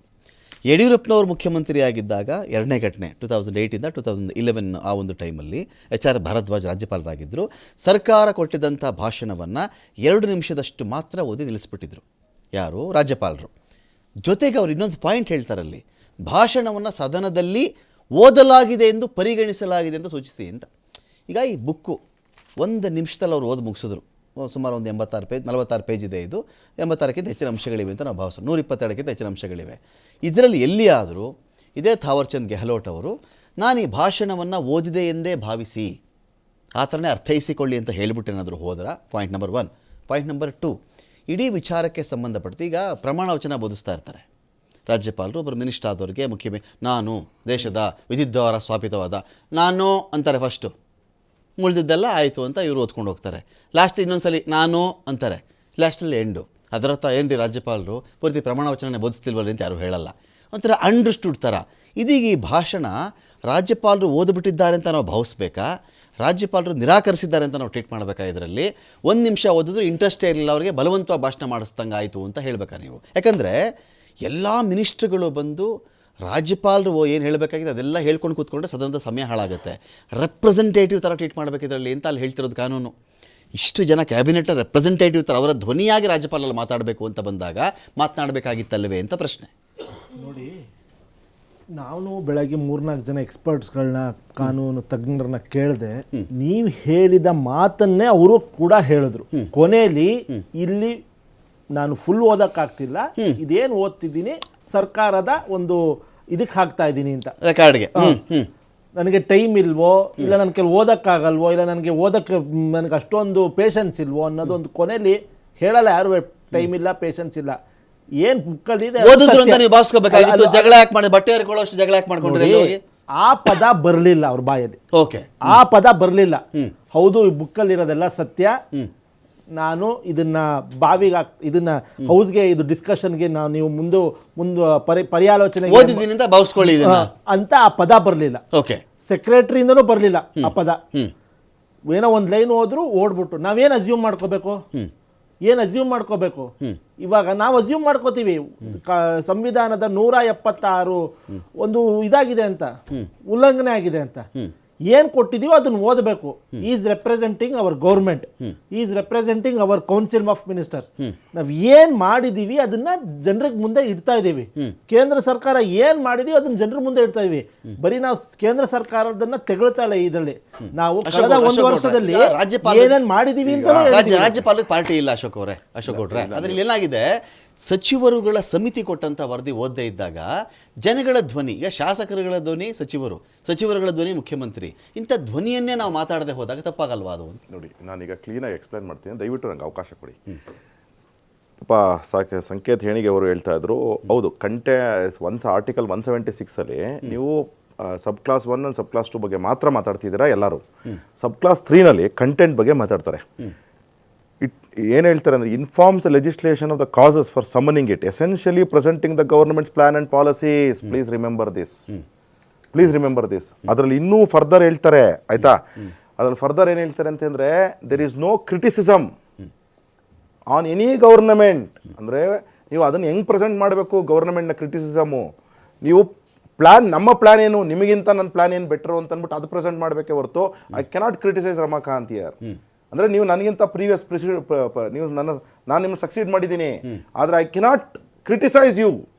I should say what better plan I had from Ramakant. Same thing, union ಗವರ್ನಮೆಂಟ್ಗಿಂತ ನಂದೇನು ಬೆಟರ್ ಪ್ಲಾನ್ ಅಂತ ಹೇಳಬೇಕೆ ಹೊರತು I cannot use a derogatory words on any government. This is the content of the matter. ಇದು important. First point number 1. Point number 2 ಏನು ಅಂತ ಹೇಳಿದ್ರೆ, ನೀವು ಗವರ್ನರ್ ಸ್ಪೀಚ್ನಲ್ಲಿ ಈಗ ಏನು ಪಾಪ ನೀವು 2 ವಿಚಾರ ಕರ್ನಾಟಕದ ಹೇಳ್ತಾ ಇದ್ದೀರಾ. ಒಂದು ಸುಪ್ರೀಂ ಕೋರ್ಟಲ್ಲಿ ಒಂದು ಆದೇಶ ಆಗಿದೆ, Sukhwinder Singh versus state of Punjab ಅಂತ ಹೇಳಿ 1974 ಆದಂತಹ ಘಟನೆ. ಅದರಲ್ಲಿ ಏನಾಗ್ತದೆ ಅಂದರೆ, ಗವರ್ನರು ಸ್ಪೀಚ್ ರೀಡ್ ಮಾಡೋದಿಲ್ಲ. ಫಸ್ಟು ಅವ್ರ ಗವರ್ನರು ಅಲ್ಲಿ ಹೋಗಿ ಸ್ಪೀಚ್ ರೀಡ್ ಮಾಡೋದೇ ಇಲ್ಲ, ಸ್ಟಾರ್ಟೇ ಮಾಡಲ್ಲ. ಅದೇನಾಗುತ್ತೆ, ಆವಾಗ ಕ್ಲಿಯರ್ ಆಗಿ ಸುಪ್ರೀಂ ಕೋರ್ಟ್ ಹೇಳುತ್ತೆ, ನೀವು ಸ್ಪೀಚ್ನ ರೀಡ್ ಮಾಡಬೇಕು, ಆದರೆ ಕಂಟೆಂಟ್ ಇದು ಗ್ರೇ ಏರಿಯಾ ಇರ್ತಕ್ಕಂಥದ್ದು. ಇಲ್ಲಿ ಏನಂದ್ರೆ, ನೆಕ್ಸ್ಟ್ ಪಾಯಿಂಟ್ ಏನಿದೆ, ನೀವು ಎಲ್ಲವನ್ನು ಎಕ್ಸೆಪ್ಟ್ ಮಾಡ್ಕೊಬೇಕಾ ಅಂತ ಇಲ್ಲ. ಆದ್ರೆ ಪ್ರೊಸೀಡಿಂಗ್ಸ್ ಅಲ್ಲಿ ಏನಾಗಿದೆ ಕರ್ನಾಟಕ ರಾಜ್ಯದಲ್ಲಿ ಅಥವಾ ಕೆಲವು ರಾಜ್ಯಗಳಲ್ಲಿ, ನೀವು ಎಲ್ಲಾನು ಕಂಟೆಂಟ್ನ ನಾವು ಸ್ಟಾರ್ಟ್ ಮಾಡಿಬಿಟ್ರೆ ಅಥವಾ ಎಂಡ್ ಮಾಡಿಬಿಟ್ರೆ, ಅಂದ್ರೆ ಫಸ್ಟ್ ಮತ್ತು ಲಾಸ್ಟ್ ಮಾಡಿಬಿಟ್ರೆ ಪ್ರೊಸೀಡಿಂಗ್ಸ್ನಲ್ಲಿ ನಾವು ಒಪ್ಕೊಂಡ್ಬಿಟ್ಟಿದ್ದೀವಿ ಅಂತ ಆಗುತ್ತೆ. ಆದರೆ ನಾನು ಸ್ಟಾರ್ಟ್ ಮಾಡಿದೆ ತದನಂತರದಲ್ಲಿ ನಾನು ಕಂಟಿನ್ಯೂ ಮಾಡಲಿಲ್ಲ, ಆಗ ಇಲ್ಲಿ ಗ್ರೇ ಏರಿಯಾ ಇದೆ. ಏನಂತ ಹೇಳಿದ್ರೆ, ಯಾವ ಕೋರ್ಟ್ ವರ್ಡಿಕ್ಟು ಅಥವಾ ಕಾನೂನಿನ 176 ಅಂಡರಲ್ಲಿ ಅಥವಾ 163, 175 ಓದ್ಬೇಕು ನಾವಿಲ್ಲಿ. ಅದರಲ್ಲಿ ಯಾವ ಪಾಯಿಂಟಲ್ಲೂ ಹೇಳಿಲ್ಲ ಗ್ರೇ ಇದು ಅಂದ್ರೆ ಇದು ಓದಕ್ಕೆ ಕಂಟಿನ್ಯೂ ಆಗ್ಬಿಡ್ತು ಅಂತ ಹೇಳಿಲ್ಲ. ಅದರಿಂದಾಗಿ ಇಫ್ ಗವರ್ನರ್ ಸೇಸ್ ನಾನು ಇದನ್ನು ಒಪ್ಪಿಲ್ಲ ಅಂದ್ರೆ, ಉದಾಹರಣೆಗೆ ನಾನು ಇಲ್ಲಿವರೆಗೂ ಓದ್ದೆ, I am agreeing with the policy of state government to the certain extent, ಆದ್ರೆ ಒಮಿಟ್ ಮಾಡಿರ್ತಕ್ಕಂತಹದ್ದು ನಾನೇನಾದ್ರೂ ಮಾಡಿದ್ರೆ ಅಂದ್ರೆ, ಈಗ ಉದಾಹರಣೆಗೆ ಫಾರ್ ಎಕ್ಸಾಂಪಲ್ ಇಲ್ಲಿ ಈಗ ಏನಾಗಿದೆ ಅಂತ ಹೇಳಿದ್ರೆ, ಇಲ್ಲಿ 122 ಪಾಯಿಂಟ್ಸ್ ಕೊಟ್ಟಿದ್ದಾರೆ. ಇದರಲ್ಲಿ ಕಂಟೆನ್ಷನ್ ಇರ್ತಕ್ಕಂತಹದ್ದು ಏನು ಅಂತ ಹೇಳಿದ್ರೆ, ಪಾಯಿಂಟ್ ನಂಬರ್ 2 ಇಂದ 11 ಅಂದ್ರೆ 10 ಪಾಯಿಂಟ್ ಆಯ್ತು. ಅದಾದ್ಮೇಲೆ ಇನ್ನ 4 ಪಾಯಿಂಟ್ ಕಂಟೆನ್ಷನ್ಸ್ ಇರ್ತಕ್ಕಂಥ, ಟೋಟಲಿ ನೀವು 16 ಪಾಯಿಂಟ್ ಕಂಟೆನ್ಷನ್ಸ್ ಇದೆ ಅಂತ ನಾವು ನಮ್ಮ ಅನಾಲಿಸಿಸ್ ಅಲ್ಲಿ ಹೇಳಿದೀವಿ. 16 ಪಾಯಿಂಟ್ ನಾನು ಬಿಟ್ಬಿಟ್ಟು ಮಿಕ್ಕಿದೆಲ್ಲ ಓದ್ಬಿಟ್ಟೆ. ಆಗ ಪ್ರೊಸೀಜರ್ ಏನು ಹೇಳಿದೆ ಅಂದ್ರೆ, ಈಗ ಅಭ್ಯಾಸ, ಇಟ್ಸ್ ನಾಟ್ ಎ ಲಾ. ಅಭ್ಯಾಸದಲ್ಲಿ ಏನಾಗಿದೆ, ನಾನು ಎಲ್ಲ ಒಪ್ಕೊಂಡೆ ಅಂತ ಬರುತ್ತೆ. ಆದ್ರೆ ಈಗ ಇದನ್ನ ನಾವು ಏನಾಗಿದೆ ಅಂತ ಹೇಳಿದ್ರೆ, ಇಲ್ಲಿ ಇನ್ನೂ ಅಕಸ್ಮಾತ್ ಇನ್ನೂ ಡಿಫೈನ್ ಮಾಡಿದ್ರಲ್ಲ, ಅದು ಬೇರೆ ವಿಚಾರ. ಆದ್ರೆ ಕ್ಲಿಯರ್ ಆಗಿ ಹೇಳುತ್ತೆ 176 sub clause 3, content cannot be criticism on anyone. I cannot even criticise. ಈಗ ನಾಳೆ ನಮ್ಮ ಸರ್ಕಾರ ಬರುತ್ತೆ, ನಮ್ಮವ್ರು ಯಾರೋ ಒಬ್ರು ಮುಖ್ಯಮಂತ್ರಿ ಆಗ್ತಾರೆ. ಆ ಮುಖ್ಯಮಂತ್ರಿ ಆದಾಗ ಸಿದ್ದರಾಮಯ್ಯನವ್ರನ್ನ ನಾನು ಸಿದ್ದರಾಮಯ್ಯನವ್ರ ಸರ್ಕಾರ ಮಾಡಿದಲ್ಲ ತಪ್ಪು. 2 ವಿಚಾರ ಅಶೋಕ್ ಗೌಡ್ರೆ, ನೀವೇ ಆನ್ಸರ್ ಮಾಡಿ. ಅಶೋಕ್ ಗೌಡ್ರೆ, ನೀವೇ ಆನ್ಸರ್ ಮಾಡಿ. ತಪ್ಪು ಯಾವುದು, ವಿಮರ್ಶೆ ಯಾವುದು ಅಂತ? ತಪ್ಪು ನಡೆದಿದೆ, ನಮ್ಮ ರಾಜ್ಯಕ್ಕೆ ಅನ್ಯಾಯ ಆಯ್ತು ಅಂತ ಹೇಳಿದ್ರಾಗ ಈಗ ಅದನ್ನ ವಿಮರ್ಶೆ ಆಂಗಲ್ ಯಾಕೆ ನೋಡ್ತೀರಿ, ಮಿಸ್ಟೇಕ್ ಆಂಗಲ್ ಯಾಕೆ ನೋಡಲ್ಲ ನೀವು ಅಂತ? ಅದೇ ನಮ್ಮ ರಾಜ್ಯಕ್ಕೆ ಅನ್ಯಾಯ ಆಯ್ತಪ್ಪ, ನಾನು ಹೆಂಗ್ ಹೇಳ್ಬೇಕು ಅದನ್ನ? ನೀವು ಅನ್ಯಾಯ ಅನ್ನೋದೇನಿದೆಯಲ್ಲ, ನಿಮಗೆ ಉದಾಹರಣೆಗೆ ಕಂಟೆನ್ಷನ್ಸ್ ಏನೇ ಇರಲಿ, ನಾವು ಅದಕ್ಕೆ ಉತ್ತರ ಕೊಡ್ತಕ್ಕಂತಹದ್ದು ನಮ್ಮ ಶಾಸಕರಿದ್ದಾರೆ, ಅದಕ್ಕೆ ಉತ್ತರ ಕೊಡ್ತಾರೆ. ನೀವು ಉದಾಹರಣೆಗೆ ನೀವು ಹೇಳ್ತಾ ಇದ್ದೀರಾ ನಮಗೆ ಫೈನಾನ್ಸ್ ಕಮಿಷನ್ ಪ್ರಕಾರ ಇಷ್ಟು ಲಾಸ್ ಆಯ್ತು ಅಂತ, ನಾವು ಉತ್ತರ ಕೊಡ್ತೀವಿ ಅದಕ್ಕೆ. ಆದ್ರೆ ಅದು ಬೇರೆ ವಿಚಾರ. ಅದು ಟೀಕೆ ಆಗುತ್ತಾ ಅಂತ ನಾನು ಹೇಳ್ತಿರೋದು. ನಿಮಿಷ, ಅದನ್ನೇ ಹೇಳ್ತಾ ಇರೋದು. ವಿಮರ್ಶೆ ಆಗುತ್ತಾ? ಅದು ವಿಮರ್ಶೆ ಅಲ್ಲ, ನೀವು ಅದು ಮಾಡಬೇಕಾದಾಗ ಒಂದ್ ನಿಮಿಷ ಅದನ್ನ ನೀವು ಹೆಂಗ್ ಬರೀಬೇಕು, ನಮ್ಮ ರಾಜ್ಯಕ್ಕೆ ಇಷ್ಟು ಬರ್ದೇ ಇದ್ರು ಸಹ ನಾವು ಇಷ್ಟು ರೀತಿನಲ್ಲಿ ಸಮತೋಲನ ಮಾಡಿದೀವಿ ಅಂತ ಹೇಳಿದ್ರೆ ಅದನ್ನ ರಾಜ್ಯಪಾಲರು ಒಪ್ಕೊಳ್ಳೇಬೇಕು. ಯಾಕಂದ್ರೆ ಕ್ರಿಟಿಸೈಸ್ ಆಗಲ್ಲ, ಅದು ವೈಲೇಷನ್ ಆಫ್ 176/3 ಆಗೋದಿಲ್ಲ. ಅದು ಈಗ ಏನಾಗಿದೆ, ನೀವು ಹೇಳ್ತಾ ಇದ್ರೆ ಬರ್ಲಿಲ್ಲ ನನ್ಗೆ, ಅರೆ ಸ್ವಾಮಿ ಬರ್ಲಿಲ್ಲ ಅನ್ನೋದಕ್ಕೆ ನೀವು ಭಾಷಣ ಬರ್ಕೊಟ್ಬಿಡ್ಬೇಕಾಗಿತ್ತು. ಹಂಗಾಗಿದ್ರೆ ನಿಮ್ಗೆ ಯಾವ ತರ ಬೇಕು ಅದನ್ನ ಆರ್ಡರ್ ಮಾಡ್ಬಿಟ್ಟು ಒಳ್ಳೆ ಕಥೆ ಆಯ್ತಲ್ಲ ಇದು. ನೋಡಿ ಕನ್ಫ್ಯೂಸ್ ಅನ್ಯಾಯ ಆಯ್ತು ಅಂತ ನಾನು ಹೇಳ್ತಾ ಇದ್ದೀನಿ. ಮಾಡ್ಕೊಂಬೇಡಿ, ಕನ್ಫ್ಯೂಸ್ ಮಾಡ್ಕೊಳ್ಳಿ. ನಿನಗೆ ಅವಮಾನ ಮಾಡ್ತಿದ್ಯಪ್ಪ ಅಂತ ನನಗೆ ಹಂಗಲ್ಲ ರಮಾಕಾಂತ್ ಜಿ, ಪ್ಲೀಸ್ ಅರ್ಥ ಮಾಡ್ಕೊಳ್ಳಿ. ಇಲ್ಲಿ ಇರ್ತಕ್ಕಂಥ ವಿಚಾರ ಏನು ಅಂತ ಹೇಳಿದ್ರೆ, under article 176/1 it is very clear that state cabinet should decide and send it. First point number 1, it is very clear, nobody is saying denying that. 176/2 very clear that he has to read it. 176/3 very clear that content cannot be criticism on anyone. Please remember this is the point. ಸಂಕೇತ್ ಅವರು ಮಾತಾಡ್ಸ್ಬಿಡ್ತೀನಿ. ಸಂಕೇತ್ ಅವರ ಇದರಲ್ಲಿ 176/3 ಯಾರನ್ನು ನಾವು ಟೀಕೆ ಮಾಡೋಂಗಿಲ್ಲ. Any one ಅದು government ಕೂಡ ಇರಬಹುದು, ವ್ಯಕ್ತಿ ಕೂಡ ಇರಬಹುದು ಅಂತ ಬಂದಾಗ ರಾಜ್ಯಪಾಲರ ಕೈನಲ್ಲಿ ಯಾರನ್ನು ಟೀಕಿಸುವಂತಹ, ವಿಮರ್ಶೆ ಮಾಡುವಂತಹ, ಹೀನಾಯವ ಕಾಣುವಂತಹ ಭಾಷಣವನ್ನು ಕೌನ್ಸಿಲ್ ಆಫ್ ಮಿನಿಸ್ಟರ್ಸ್ನ ಕಡೆಯಿಂದ ಹೋಗಿರ್ತಕ್ಕಂಥ ಭಾಷಣ, ಸರ್ಕಾರದ ಕಡೆಯಿಂದ ಹೋಗಿರ್ತಕ್ಕಂಥ ಭಾಷಣ ಆ ಥರ ಮಾಡೋಕ್ಕೆ ಬರಲ್ಲ ಅಂಥೇಳಿ ಇದರಲ್ಲಿ ಗ್ರೇ ಏರಿಯಾ ಇದೆ ಅಂತ ಒಂದು ವಿಷಯ ಬಂತು. ಇಂಥ ಪ್ರಮುಖ ವಿಚಾರಗಳಲ್ಲಿಯೂ ಕೂಡ ಗ್ರೇ ಏರಿಯಾಗಳನ್ನು ಹುಡುಕಿಕೊಂಡು ರಾಜ್ಯಪಾಲ ಸ್ಥಾನದಲ್ಲಿರ್ತಕ್ಕಂಥವ್ರು ಬಿಹೇವ್ ಮಾಡಬಹುದಾ? ನೋಡಿ ಒಂದು ನಿಮಿಷ ನನ್ನ ಸಂಕೇತ ಆನ್ಸರ್ ಮಾಡ್ಬಿಡಿ. ಸಂಕೇತ ಇರಿ ಸರ್, ಒಂದು ನಿಮಿಷ ಸರ್, ಈಗ ಅವ್ರು ಅಲೋ ಮಾಡ್ಬೇಕು ಸರ್, ನಿಮ್ಗೆ ಆಮೇಲೆ ಅಶೋಕ್ ಅವರೇ ರಮಾಕಾಂತ್ ಅವ್ರ ಪ್ರಶ್ನೆ ಹೊರತು ಈಗ ಸಂಕೇತ್ ಏಣಿಗೆ ಅವರು ಒಂದು ಎಕ್ಸ್ಪರ್ಟ್ ಆಗಿದ್ದಾರೆ, ಕಾಂಗ್ರೆಸ್ ಪಾರ್ಟಿಯ ಕಾರ್ಯಕರ್ತರು ಸಹ. ನನಗೆ ಸ್ವಾಗತ ಮಾಡ್ತೀನಿ, ನೀವು ಕ್ರಿಟಿಸೈಸ್ ಮಾಡಿ, ನೀವು ಎಷ್ಟಾದ್ರೂ ಕ್ರಿಟಿಸೈಸ್ ಮಾಡಿ, ನನ್ನ ಅಬ್ಜೆಕ್ಷನ್ ಇಲ್ಲ. ನಾನು ಪ್ರಶ್ನೆ ಈಗ ನೀನ್ ಲೀಡಿಂಗ್ ಪ್ರಶ್ನೆ ಹೆಂಗ್ ಕೊಡ್ತಾ ಇದ್ದೀರಾ ಅಂದ್ರೆ, ಇದು ಸರಿನಾ ವಿಚಾರ ಇಲ್ಲಿ ನೋಡಿ. 1 ಸೆಕೆಂಡ್, ಗ್ರೇ ಏರಿಯಾ ಇಲ್ಲಿ ಇರ್ತಕ್ಕಂಥದ್ದು ಅಂದ್ರೆ 176/3 ನಲ್ಲಿ ಗ್ರೇ ಏರಿಯಾ ಇಲ್ಲ. ಆದ್ರೆ 176 ಯಾವ್ದ್ರಲ್ಲಿ ಗ್ರೇ ಏರಿಯಾ ಅಂತ ಕೇಳ್ತಾ ಇರೋದು ಅಶೋಕ್ ಗೌಡ್ರೆ. ಮೂರನೇದೇನು ಹೇಳ್ತಾ ಇದೆ, ಗ್ರೇ ಏರಿಯಾನ ರಾಜ್ಯಪಾಲರು ಬಳಸ್ಕೋಬಹುದಾ ಅಂತ ಹೇಳಿದೆ ನಾನು. ಗ್ರೇ ಏರಿಯಾ ಇದ್ರೆ ಅಲ್ಲೇ ಪಾಯಿಂಟ್ ಇರೋದು. ಬರ್ತೀನಿ ಅಶೋಕ್ ಗೌಡ್ರೆ, ನೀವು ಅಷ್ಟು ತಾಳ್ಮೆ ಇಟ್ಕೊಳ್ಳಿ. ನಿಮ್ ರೌಂಡ್ ಬಂದ ಗ್ಯಾರಂಟಿ ಆನ್ಸರ್ ಮಾಡಿ. ನಿಮ್ಮನ್ನೇ ಕೇಳ್ತೀನಿ, ಇನ್ನೂ ಅರ್ಧ ಗಂಟೆ ಎಲ್ಲೂ ಹೋಗಲ್ಲ ನಾನು. ಸಂಕೇತ್ ಅವ್ರೆ ಆನ್ಸರ್ ಮಾಡಿ. ರೆಸ್ಪೆಕ್ಟ್ ಫಾರ್ ಯುವರ್ ಯಾವ ಗ್ರೇ ಏರಿಯಾ ಅನ್ನೋದನ್ನ ಒಂದು ನಿಮಿಷ ಹೇಳಿ ಸಂಕೇತ. ಎರಡು ವಿಚಾರಗಳು ಬರ್ತವೆ. ಅವ್ರು ಅಶೋಕ್ ಗೌಡ್ರು ಹೇಳ್ತಾ ಇದ್ರು ನಾನು ಕಾಂಗ್ರೆಸ್ ಕಾರ್ಯಕರ್ತ ಅಥವಾ ಮತ್ತೊಂದು ಹೇಳ್ತಾ ಇದ್ರು, ಅದಲ್ಲ, ನಾನು ಕಾಂಗ್ರೆಸ್ ನಲ್ಲಿ ಇಲ್ಲ. ಕಾಂಗ್ರೆಸ್ ಡಿಬೇಟ್ ಬಂದಿರೋರು ನೀವು ನನಗೆ ಕಾಂಗ್ರೆಸ್ ಕಾರ್ಯಕರ್ತ ಅಲ್ಲ ಅಂದ್ರೆ ಹೆಂಗೆ ಸರ್? ಕಾಂಗ್ರೆಸ್ ಪರ ಡಿಬೇಟ್ ಬಂದಿರಾ, ನನ್ನ ಜೊತೆನೆ ಬಂದಿರಾ, ನಾನು ಅಪೋಸಿಟ್ ಬಂದಿರಾ. ಈಗ ನಾನು ಕಾಂಗ್ರೆಸ್ ನಲ್ಲಿ ಇಲ್ಲ, ನಾನು ರೆಸಿಗ್ನೇಷನ್ ಕೊಟ್ಟು ಬಂದಿದ್ದೇನೆ ಅಂತ ಅರ್ಥ ಮಾಡ್ಕೋಬೇಕು. ಹಂಗೆ ಹೇಳಿ, ನನಗೆ ಗೊತ್ತಿಲ್ಲ ಅದು ಹೇಳಿ. ನಿಮ್ಗೆ ಗೊತ್ತಿಲ್ಲ ಅಂದ್ರೆ ಮಾಹಿತಿ ಪಡಿಬೇಕು. ಮಾಹಿತಿ ಪಡಿಲಾರ್ದೆ ಏನಾದ್ರು ಹೇಳ್ಬಾರ್ದು. ಇದು ಒಂದು ಜವಾಬ್ದಾರಿ ಸ್ಥಾನದಲ್ಲಿದ್ದವ್ರು ತಾವು. ಇದು ಮೊದಲನೇದ್ದು. ಎರಡನೇದ್ದು, ಈಗ ಸತ್ಯ ಮತ್ತು ಸುಳ್ಳು ಅಂತ ಬಂದಾಗ, ಟೀಕೆ ಅಂತ ಬಂದಾಗ, ಈಗ ಕಂಟೆಂಪ್ಟ್ ಆಫ್ ಕೋರ್ಟ್ ಅಂತ ಬರುತ್ತೆ. ಕೋರ್ಟ್ ವಿರುದ್ಧ ಅಥವಾ ಕೋರ್ಟ್ ಘನತೆ ವಿರುದ್ಧವಾಗಿ ಏನಾದ್ರು ಮಾತನಾಡಿದ್ರೆ ಅದು ತಪ್ಪು ಅನ್ನೋದು, ಅಥವಾ ಅದಕ್ಕೆ ಕೋರ್ಟ್ ಘನತೆಗೆ ಧಕ್ಕೆ ಕೊಟ್ರೆ ಅದು ಅಪರಾಧ, ಕಂಟೆಂಪ್ಟ್ ಆಫ್ ಕೋರ್ಟ್ ಆಗುತ್ತೆ. ಅದೇ ರೀತಿ ಕಂಟೆಂಪ್ಟ್ ಆಫ್ ದ ಹೌಸ್ ಅಂತನೂ ಇದೆ. ಈ ಹೌಸ್ಗೂ ಕೂಡ ಏನಾದ್ರು ಅದರ ಅಪಚಾರ ಎಸಗಿದ್ರೆ ಅದು ಕೂಡ ಕಂಟೆಂಪ್ಟ್. ಬಟ್ ಸತ್ಯ ಅನ್ನೋದು ಏನಿದೆಯಲ್ಲ, telling the truth is an excuse. Likewise ನಾವು let us come back to this situation. ಈಗ ಸರ್ಕಾರ ಏನು ಸಾಧನೆ ಮಾಡಿದೆ ಅಂತ ಸತ್ಯ ಹೇಳ್ತಾ ಇದ್ರೆ ಅದನ್ನು ನಾನು ಹೇಳಲ್ಲ ಅನ್ನಕ್ಕಾಗಲ್ಲ. ಒಂದು, ಸರ್ಕಾರ ಏನು ಮಾಡಬೇಕಾಗಿತ್ತು ಮಾಡಕ್ ಆಗಿಲ್ಲ ಅಂತ ಅದು ಸತ್ಯ ಹೇಳ್ಬೇಕಾಗಿತ್ತು ಅಂತಂದ್ರೆ ಅದನ್ನ ಹೇಳ್ಬೇಕು ಅಂತ ಗವರ್ನರ್ ಕಡೆಯಿಂದ ಅವ್ರ ಅಪೇಕ್ಷೆ ಪಟ್ಟಲ್ಲಿ ಅದನ್ನ ಹೇಳಲ್ಲ ಅಂತ ಅನ್ನಕ್ಕಾಗಲ್ಲ.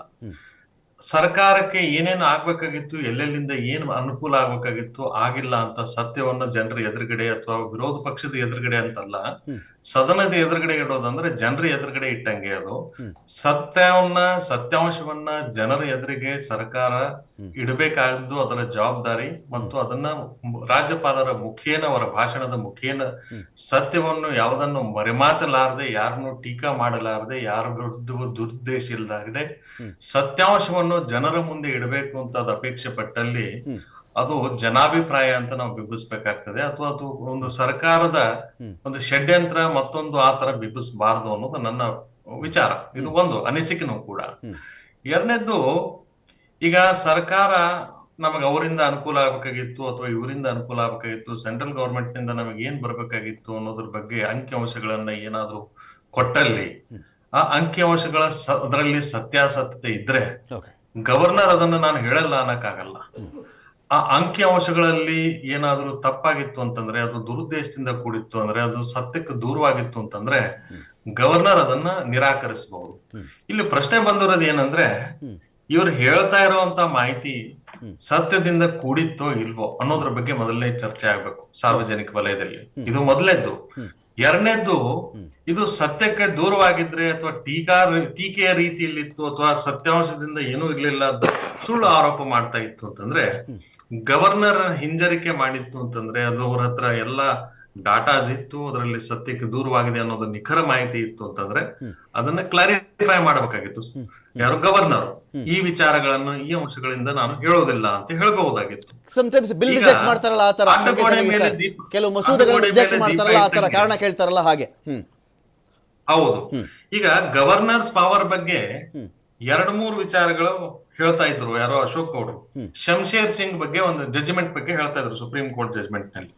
ಅಲ್ಲಿ ಬಂದಿರೋದು ಏನಂತಂದ್ರೆ ಒಂದು ಪ್ರಶ್ನೆ ಸುಪ್ರೀಂ ಕೋರ್ಟ್ ಮುಂದೆ, whether the governor of Punjab has acted independently of the council of ministers. ಅಂದ್ರೆ council of ministers aid and advice ಇಲ್ಲದೇನೆ ಅದನ್ನ ಹೊರತಾಗಿ ಏನಾದ್ರು ಗವರ್ನರ್ ಆಫ್ ಪಂಜಾಬ್ ನಡ್ಕೊಂಡಿದ್ರ ಅಂತ ಒಂದು.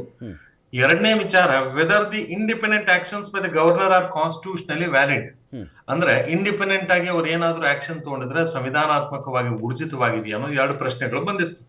ಅವಾಗ ಸುಪ್ರೀಂ ಕೋರ್ಟ್ 163(1) ಮತ್ತು ಆರ್ಟಿಕಲ್ 74 ಅಂದ್ರೆ ಪ್ರೆಸಿಡೆಂಟ್ ಗೆ ಸಂಬಂಧಪಟ್ಟಂಗೆ ಇಂಟರ್ಪ್ರಿಟ್ ಮಾಡಬೇಕಾದಾಗ ಏನ್ ಹೇಳ್ತಾರೆ ಅಂದ್ರೆ, the principles that the governor like the president is bound to act in aid and advice of the council of ministers. ಅಂದ್ರೆ ಇಂಥ ವಿಚಾರಗಳಲ್ಲಿ ಅವರು ಈ ಕೌನ್ಸಿಲ್ ಆಫ್ ಮಿನಿಸ್ಟರ್ಸ್ ಅಥವಾ ಕ್ಯಾಬಿನೆಟ್ ಏನ್ ಹೇಳ್ತದೆ ಅದನ್ನೇ ಕೇಳಬೇಕು. ಇದು ಮೊದಲನೇ ವಿಚಾರ. ಆದ್ರೆ ಗವರ್ನರ್ಗೆ ಡಿಸ್ಕ್ರಿಷನ್ ಇದೆ, ಅದರಲ್ಲಿ 2 ಮಾತಿಲ್ಲ. ಆದ್ರೆ ಈ ವಿಚಾರದಲ್ಲಿ ಇಲ್ಲ. ಎಂತ ವಿಚಾರಗಳಲ್ಲಿ bill pass, council of ministers ಏನಾದ್ರು ಬಿಲ್ ಪ್ರಪೋಸ್ ಮಾಡಿದ್ರು ಅಂದ್ರೆ, ಹೌಸ್ ನಿಂದ ಏನಾದ್ರು ಅದು ಅಪ್ರೂವ್ ಆಗಿ ಅಥವಾ ಬಿಲ್ ಪಾಸ್ ಆಗಿ ಅದನ್ನ ಗವರ್ನರ್ಗೆ ಅಸೆಂಟ್ ಗೆ ಕಳಿಸಿದ್ರು ಅಂತಂದ್ರೆ ಹಿ ಮೇ ರೆಫ್ಯೂಸ್. ಆ ಡಿಸ್ಕ್ರಿಷನ್ ಅಲ್ಲಿ 2 ಮಾತಿಲ್ಲ, ಅದು ಪೆಂಡಿಂಗ್ ಇಟ್ಕೋಬಹುದು. ಅದರಲ್ಲಿ there are certain powers where in the governor is having the discretionary power.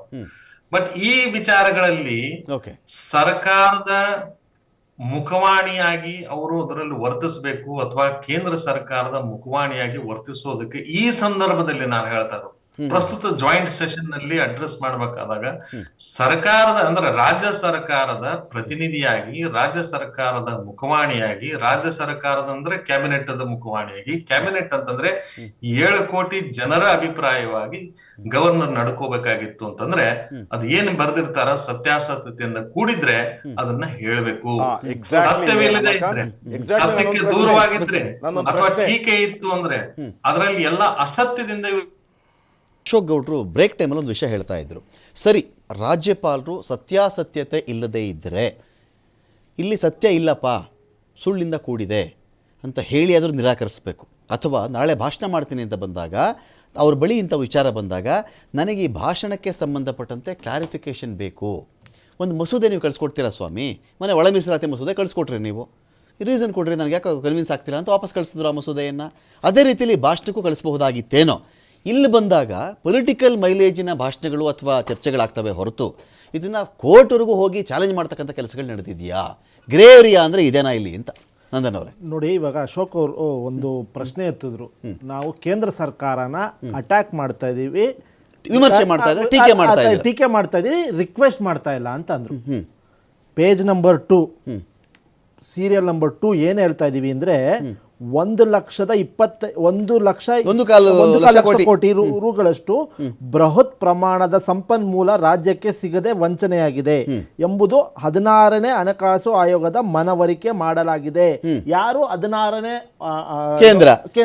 ಹಣಕಾಸು ಆಯೋಗ ನಾವೇನಾರು ಹೇಳ್ತಾ ಇದೀವಾ ರಮಾಕಾಂತ್ ಅವರೇ?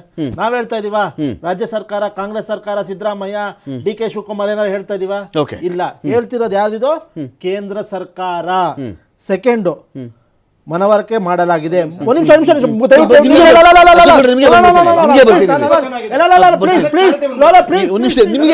ನಿಮ್ದೆ ನೆಕ್ಸ್ಟ್ ರೌಂಡ್ ನಿಮ್ದೇನೆ, ಇವ್ರಾದ್ಮೇಲೆ ನೀವೇನೆ. ನೆಕ್ಸ್ಟ್ ಹೇಳಿ. ಮುಂದಿನ ದಿನಗಳಲ್ಲಿ ಈ ಅನ್ಯಾಯವನ್ನು ಸರಿಯೋಗಬಹುದೆಂದು ಸರ್ಕಾರದ ಖಚಿತ ನಂಬಿಕೆಯಾಗಿದೆ. We have still aspiration hopes on the central government. ಇದರಲ್ಲಿ ಎಲ್ಲಿ ಅಟ್ಯಾಕ್ ಮಾಡ್ತೀವಿ ರಮಾಕಾಂತ್ ಅವರೇ? ನಾವು ಅಟ್ಯಾಕ್ ಮಾಡ್ತಾ ಇದೀವ, ಕ್ರಿಟಿಕ್ ಮಾಡ್ತಾ ಇದೀವಿ ನಾವು ಈ ಪದದಲ್ಲಿ. ಸರಿ, ಒಂದು ಆಶಾವಾದ ಇದೆ, ನಮಗೆ ಸರಿ ಮಾಡ್ಕೋತಾರೆ ಅಂತ ಇದೆಯಾ ಇದರಲ್ಲಿ? ನಿಮ್ಮ ವಾದ ಇದೆ. ನಿಮಿಷ ನೆಕ್ಸ್ಟ್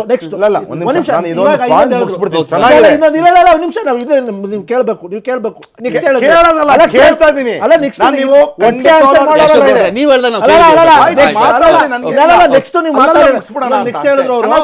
ನೆಕ್ಸ್ಟ್ ಹೇಳಿದ್ರು ಇವರು ಖರ್ಚು ಮಾಡಬೇಕು, ಆಮೇಲೆ ಕೇಳಬೇಕು ಅಂತ. ಏನು ಕೇಂದ್ರದ ಪುರಸ್ಕೃತ ಯೋಜನೆಗಳಿಗೆ ಖರ್ಚು ಮಾಡಬೇಕು, ಆಮೇಲೆ ಕೇಳಬೇಕು ಅಂತ. ಹೇಳ್ತೀನಿ, ಜಲ್ ಜೀವನ್ ಮಿಷನ್ ಹೇಳ್ತೀನಿ ರಮಾಕಾಂತ್ ಅವರೇ. ಗ್ರಾಮೀಣ ಜನತೆಗೆ ಶುದ್ಧ ಕುಡಿಯೋ ನೀರಿನ ಜಲ್ ಜೀವನ್ ಮಿಷನ್ ಯೋಜನೆ ಕೇಂದ್ರ ಸರ್ಕಾರದ್ದು, ಎಲ್ಲರಿಗೂ ಗೊತ್ತು. 137 ಬಹುಗ್ರಾಮ ಕುಡಿಯೋ ನೀರಿನ ಯೋಜನೆಗೆ ಪೈಕಿ 8 ಯೋಜನೆಗಳು ಪೂರ್ಣಗೊಳಿಸಲಾಗಿದೆ. ಯಾರು? ನಾವು ಮಾಡಿದ್ದೀವಿ. ಈ ಯೋಜನೆಗೆ ರಾಜ್ಯ ಸರ್ಕಾರ ಆಯವ್ಯಯದಲ್ಲಿ 6,050 ಕೋಟಿ ಅನುದಾನ ಒದಗಿಸಿದೆ. ಕೇಂದ್ರ ಸರ್ಕಾರ ಸುಮಾರು 13,000 ಕೋಟಿ ಬಿಡುಗಡೆಯಾಗಲು ಬಾಕಿ ಇದೆ.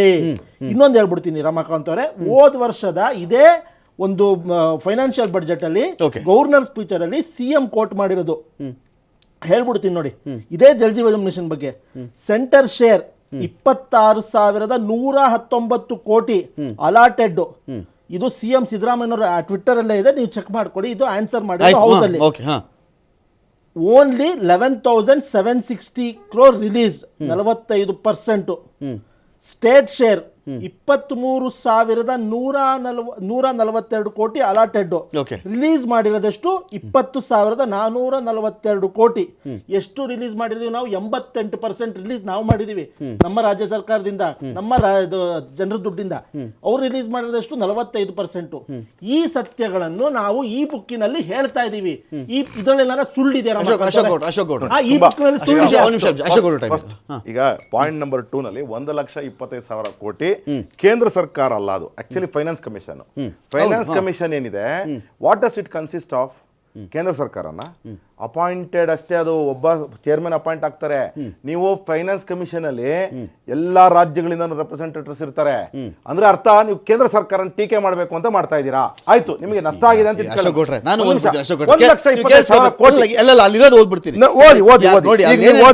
ಏನು ಹೇಳ್ತಾರೆ ನೋಡಿ. ಒಂದು ನಿಮಿಷ ಕೇಳಿಸ್ಕೊಬಿಡಿ. 15ನೇ ಹಣಕಾಸು ಆಯೋಗದ ಅವಧಿಯಲ್ಲಿ ಸುಮಾರು 1.25 ಲಕ್ಷ ಕೋಟಿ ರೂಪಾಯಿಗಳಷ್ಟು ಬೃಹತ್ ಪ್ರಮಾಣದ ಸಂಪನ್ಮೂಲಗಳು ರಾಜ್ಯಕ್ಕೆ ಸಿಗದೆ ವಂಚನೆಯಾಗಿದೆ ಎಂಬುದನ್ನು 16ನೇ ಹಣಕಾಸು ಆಯೋಗಕ್ಕೆ ಮನವರಿಕೆ ಮಾಡಿಕೊಡಲಾಗಿದೆ.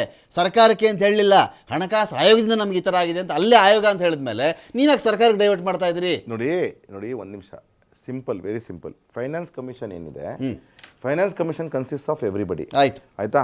ಅದರಲ್ಲಿ ಈಗಾಗಲೇ ಇದಕ್ಕೆ ಉತ್ತರನೂ ಸಹ ಅನೇಕ ಬಾರಿ ಕೊಟ್ಟಿದ್ದೇವೆ. ಆಯ್ತಾ? ಅದರಲ್ಲಿ ನೀವು ಮಾಡಲೇಬೇಕು ಕ್ರಿಟಿಸೈಸ್. ಈಗ ಪಾಯಿಂಟ್ ನಂಬರ್ 3 ಇಂದ ಹಿಡ್ಕೊಂಡು ಪಾಯಿಂಟ್ ನಂಬರ್ 11 ಓದ್ಕೊಳ್ಳಿ.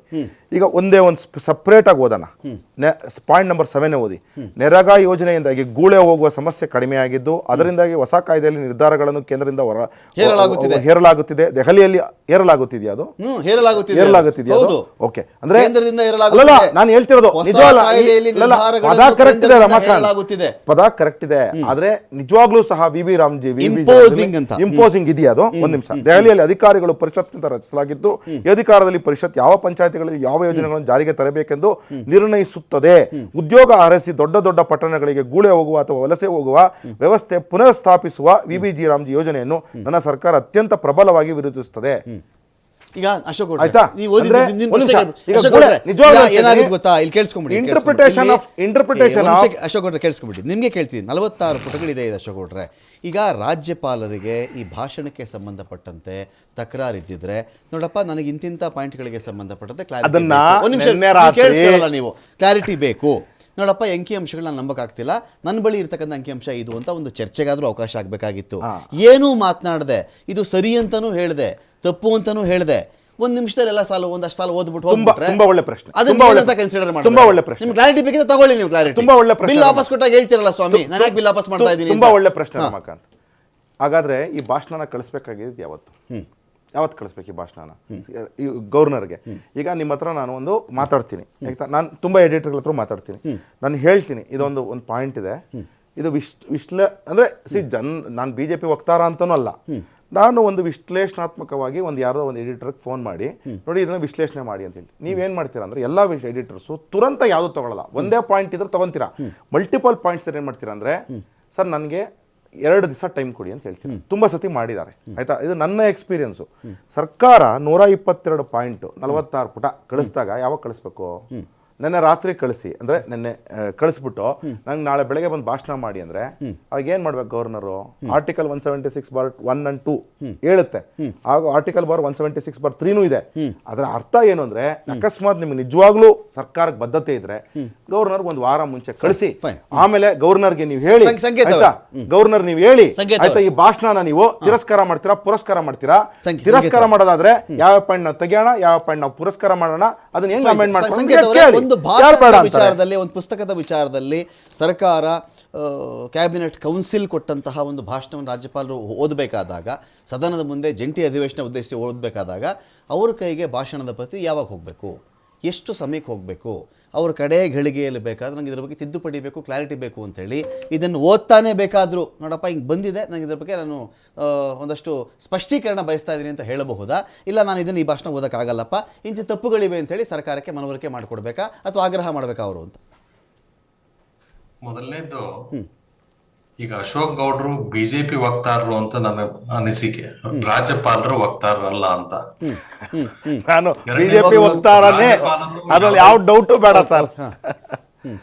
ರಾಜ್ಯಪಾಲರು ಯಾವುದೇ ಪಕ್ಷಕ್ಕೆ ಸೀಮಿತವಾದವರಲ್ಲ ಅನ್ನೋದು ನನ್ನ ಭಾವನೆ.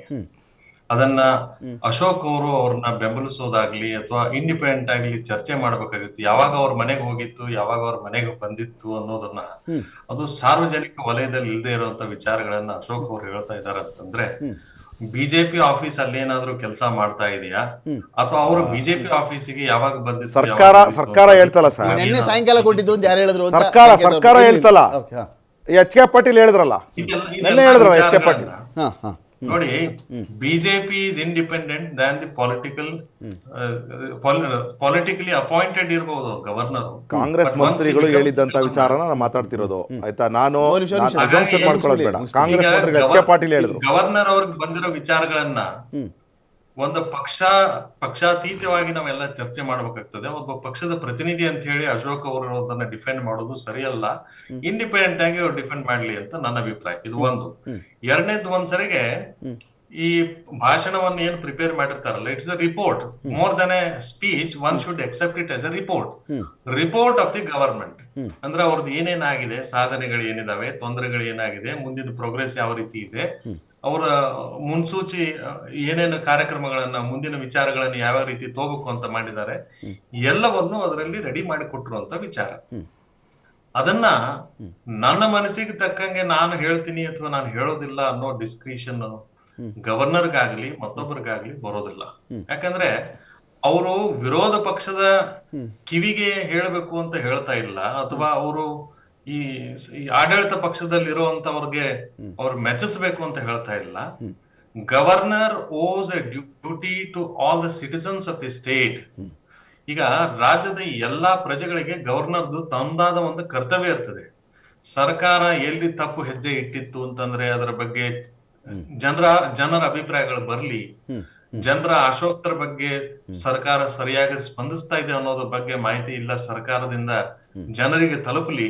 ಅಕಸ್ಮಾತ್ ಸರ್ಕಾರದ ವಿಚಾರಗಳಲ್ಲಿ ಜನರಿಗೆ ಅಭಿಪ್ರಾಯ ಇರ್ಲಿಲ್ಲ ಅಂತಂದ್ರೆ, ಅಥವಾ ಒಪ್ಪಿಗೆ ಇರ್ಲಿಲ್ಲ ಅಂತಂದ್ರೆ, ಅಥವಾ ಒಮ್ಮತ ಇರ್ಲಿಲ್ಲ ಅಂದ್ರೆ ಅದರ ಬಗ್ಗೆ ವಿರೋಧ ಅಥವಾ ಚರ್ಚೆ ಅಥವಾ ಸಾರ್ವಜನಿಕ ವಲಯದಲ್ಲಿ ಅದರ ಬಗ್ಗೆ ಸಾಕಷ್ಟು ವಿಚಾರ ವಿನಿಮಯ ಆಗ್ಲಿ ಅನ್ನೋ ವಿಚಾರಕ್ಕಾಗಿ ಇವೆಲ್ಲ ಕಾರಣಗಳಿರ್ತಾವ. This is not an empty formality. ಏನೋ ಇವ್ರ ಮನ್ಸಿಗೆ ಬಂದಂಗೆ ಇವ್ರು ಬರೆದು ಕೊಟ್ಟು ಅವ್ರ ಮನ್ಸಿಗೆ ಬಂದಂಗೆ ಅವ್ರು ಹೇಳಿ ಹೋಗೋದು ತಮ್ಮ ವೈಯಕ್ತಿಕ ತೃಪ್ತಿಗೋಸ್ಕರ ಅಲ್ಲ. ಇದು there is a constitutional obligation involve. The constitution obligation ಏನಂತಂದ್ರೆ, to make the people aware of the government's policies, number 1. Number 2, invite objections or suggestions from the general public in respect of the proposed policy decisions. Number 2. Number 3, if there is any suggestion by the government or opposition or by the general public, it is open for them to have a public debate and also to seek suggest the government to act in accordance with the consensus of the people ಅನ್ನೋದ್ರ ಬಗ್ಗೆ ಇವೆಲ್ಲ ವಿಚಾರಗಳು. ಅದನ್ನ ನಾನು ಜನರ ಎದುರುಗಡೆನೆ ಹೇಳೋದಿಲ್ಲ ಅಂತಂದ್ರೆ, ಈಗ ನೋಡಿ ಕೆಲವೊಂದು ಕೇಂದ್ರ ಸರ್ಕಾರಕ್ಕೆ ಸಂಬಂಧಪಟ್ಟಂಗೆ ಕೆಲವೊಂದು ಬಿಲ್ಗಳು ಪಾಸ್ ಆಗ್ತವೆ. ಆ ಬಿಲ್ಗಳನ್ನ ಡಿಸ್ಕಷನ್ ಯಾಕೆ ಮಾಡ್ಬೇಕು ಅಂತ ಇರೋದಂದ್ರೆ, ಎಲ್ಲರ ಅಭಿಪ್ರಾಯಗಳನ್ನ ಪಡೆದುಕೊಂಡು ಆ ಬಿಲ್ ನಲ್ಲಿ ಏನಾದ್ರೂ ಕೆಲವೊಂದು ಅಮೆಂಡ್ಮೆಂಟ್ ಬೇಕಾಗಿತ್ತು ಅಂದ್ರೆ ಯಾವ ರೀತಿ ಬೇಕು ಅನ್ನೋದ್ರ ಬಗ್ಗೆ ಸಾಕಷ್ಟು ಚರ್ಚೆಗಳಾಗ್ಲಿ, ವಿಚಾರ ವಿನಿಮಯಗಳಾಗ್ಲಿ, ಸಾರ್ವಜನಿಕ ವಲಯದಲ್ಲಿ ಇದ್ರ ಬಗ್ಗೆ ಚರ್ಚೆ ಆಗ್ಲಿ, ಎಲ್ಲರಿಗೂ ಒಪ್ಪಿಗೆ ಆಗುವಂತದ್ದು ಬಿಲ್ ಬರ್ಲಿ ಅಥವಾ ಒಂದೇ ಒಂದು ಪ್ರಶ್ನೆ, ಒಳ್ಳೆ ಪ್ರಶ್ನೆ, ಹಾಗೆಲ್ಲ ಒಳ್ಳೆ ಪ್ರಶ್ನೆ. ಅದನ್ನೇ ಮಾಡದೇ ಇದ್ರೆ ಅದು it is failure of the constitutional duty by the Sanket sir, with all due respects to your this thing, ದ್ವೇಷ ಭಾಷಣ ಬಿಲ್ಲು ವಿತೌಟ್ ಡಿಸ್ಕಷನ್ ಪಾಸ್ ಆಗಿದೆ. Please remember this. ಒಂದು. ಎರಡನೇದು, ಇನ್ನೂ ಒಂದು ಘೋರವಾದ ಹೇಳ್ಬಿಡ್ತೀನಿ. 2015-16ನೇ ಸಾಲಿನಲ್ಲಿ ಈ ರಾಜ್ಯದಲ್ಲಿ ಬೋರ್ವೆಲ್ ಬಗ್ಗೆ ಒಂದು ಬಿಲ್ ಪಾಸ್ ಆಗ್ತದೆ ಸರ್. ಬಿಲ್ ಪಾಸ್ ಆಗ್ಬಿಟ್ಟು ಇಂಪ್ಲಿಮೆಂಟ್ ಆಗ್ಬಿಡ್ತದೆ. ಈ ರಾಜ್ಯದ 153 ತಾಲೂಕುಗಳಲ್ಲಿ ಇನ್ನೊಂದು ಬೋರ್ವೆಲ್ ಮಾಡಂಗಿಲ್ಲ ಅಂತ ಹೇಳಿ ನಮ್ಮ ಆವತ್ತಿನ ಮಂತ್ರಿ ರಮಾನಾಥ್ ರೈ ಅವರಿಗೆ ಪಾಪ ಗೊತ್ತೇ ಇರಲ್ಲ, ಒಂದು ಬೋರ್ವೆಲ್ ಬಗ್ಗೆ ಒಂದು ಕಂಪ್ಲೇಂಟ್ ಹೋಗ್ತದೆ ಸರ್ ಮಂಗಳೂರು ಜಿಲ್ಲೆಯಲ್ಲಿ.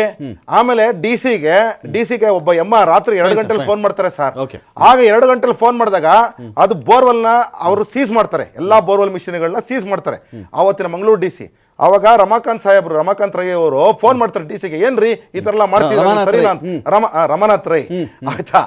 ಆವಾಗ ಸೀಸ್ ಮಾಡಿದಾಗ ಕೇಳ್ತಾರೆ, ಸರ್ ಬಿಲ್ ಪಾಸ್ ಆಗಿದೆ ಸರ್ ಅಂತ. ಯಾವ ಸರ್ಕಾರದಲ್ಲಿ ಅಂತ ಕೇಳ್ತಾರೆ.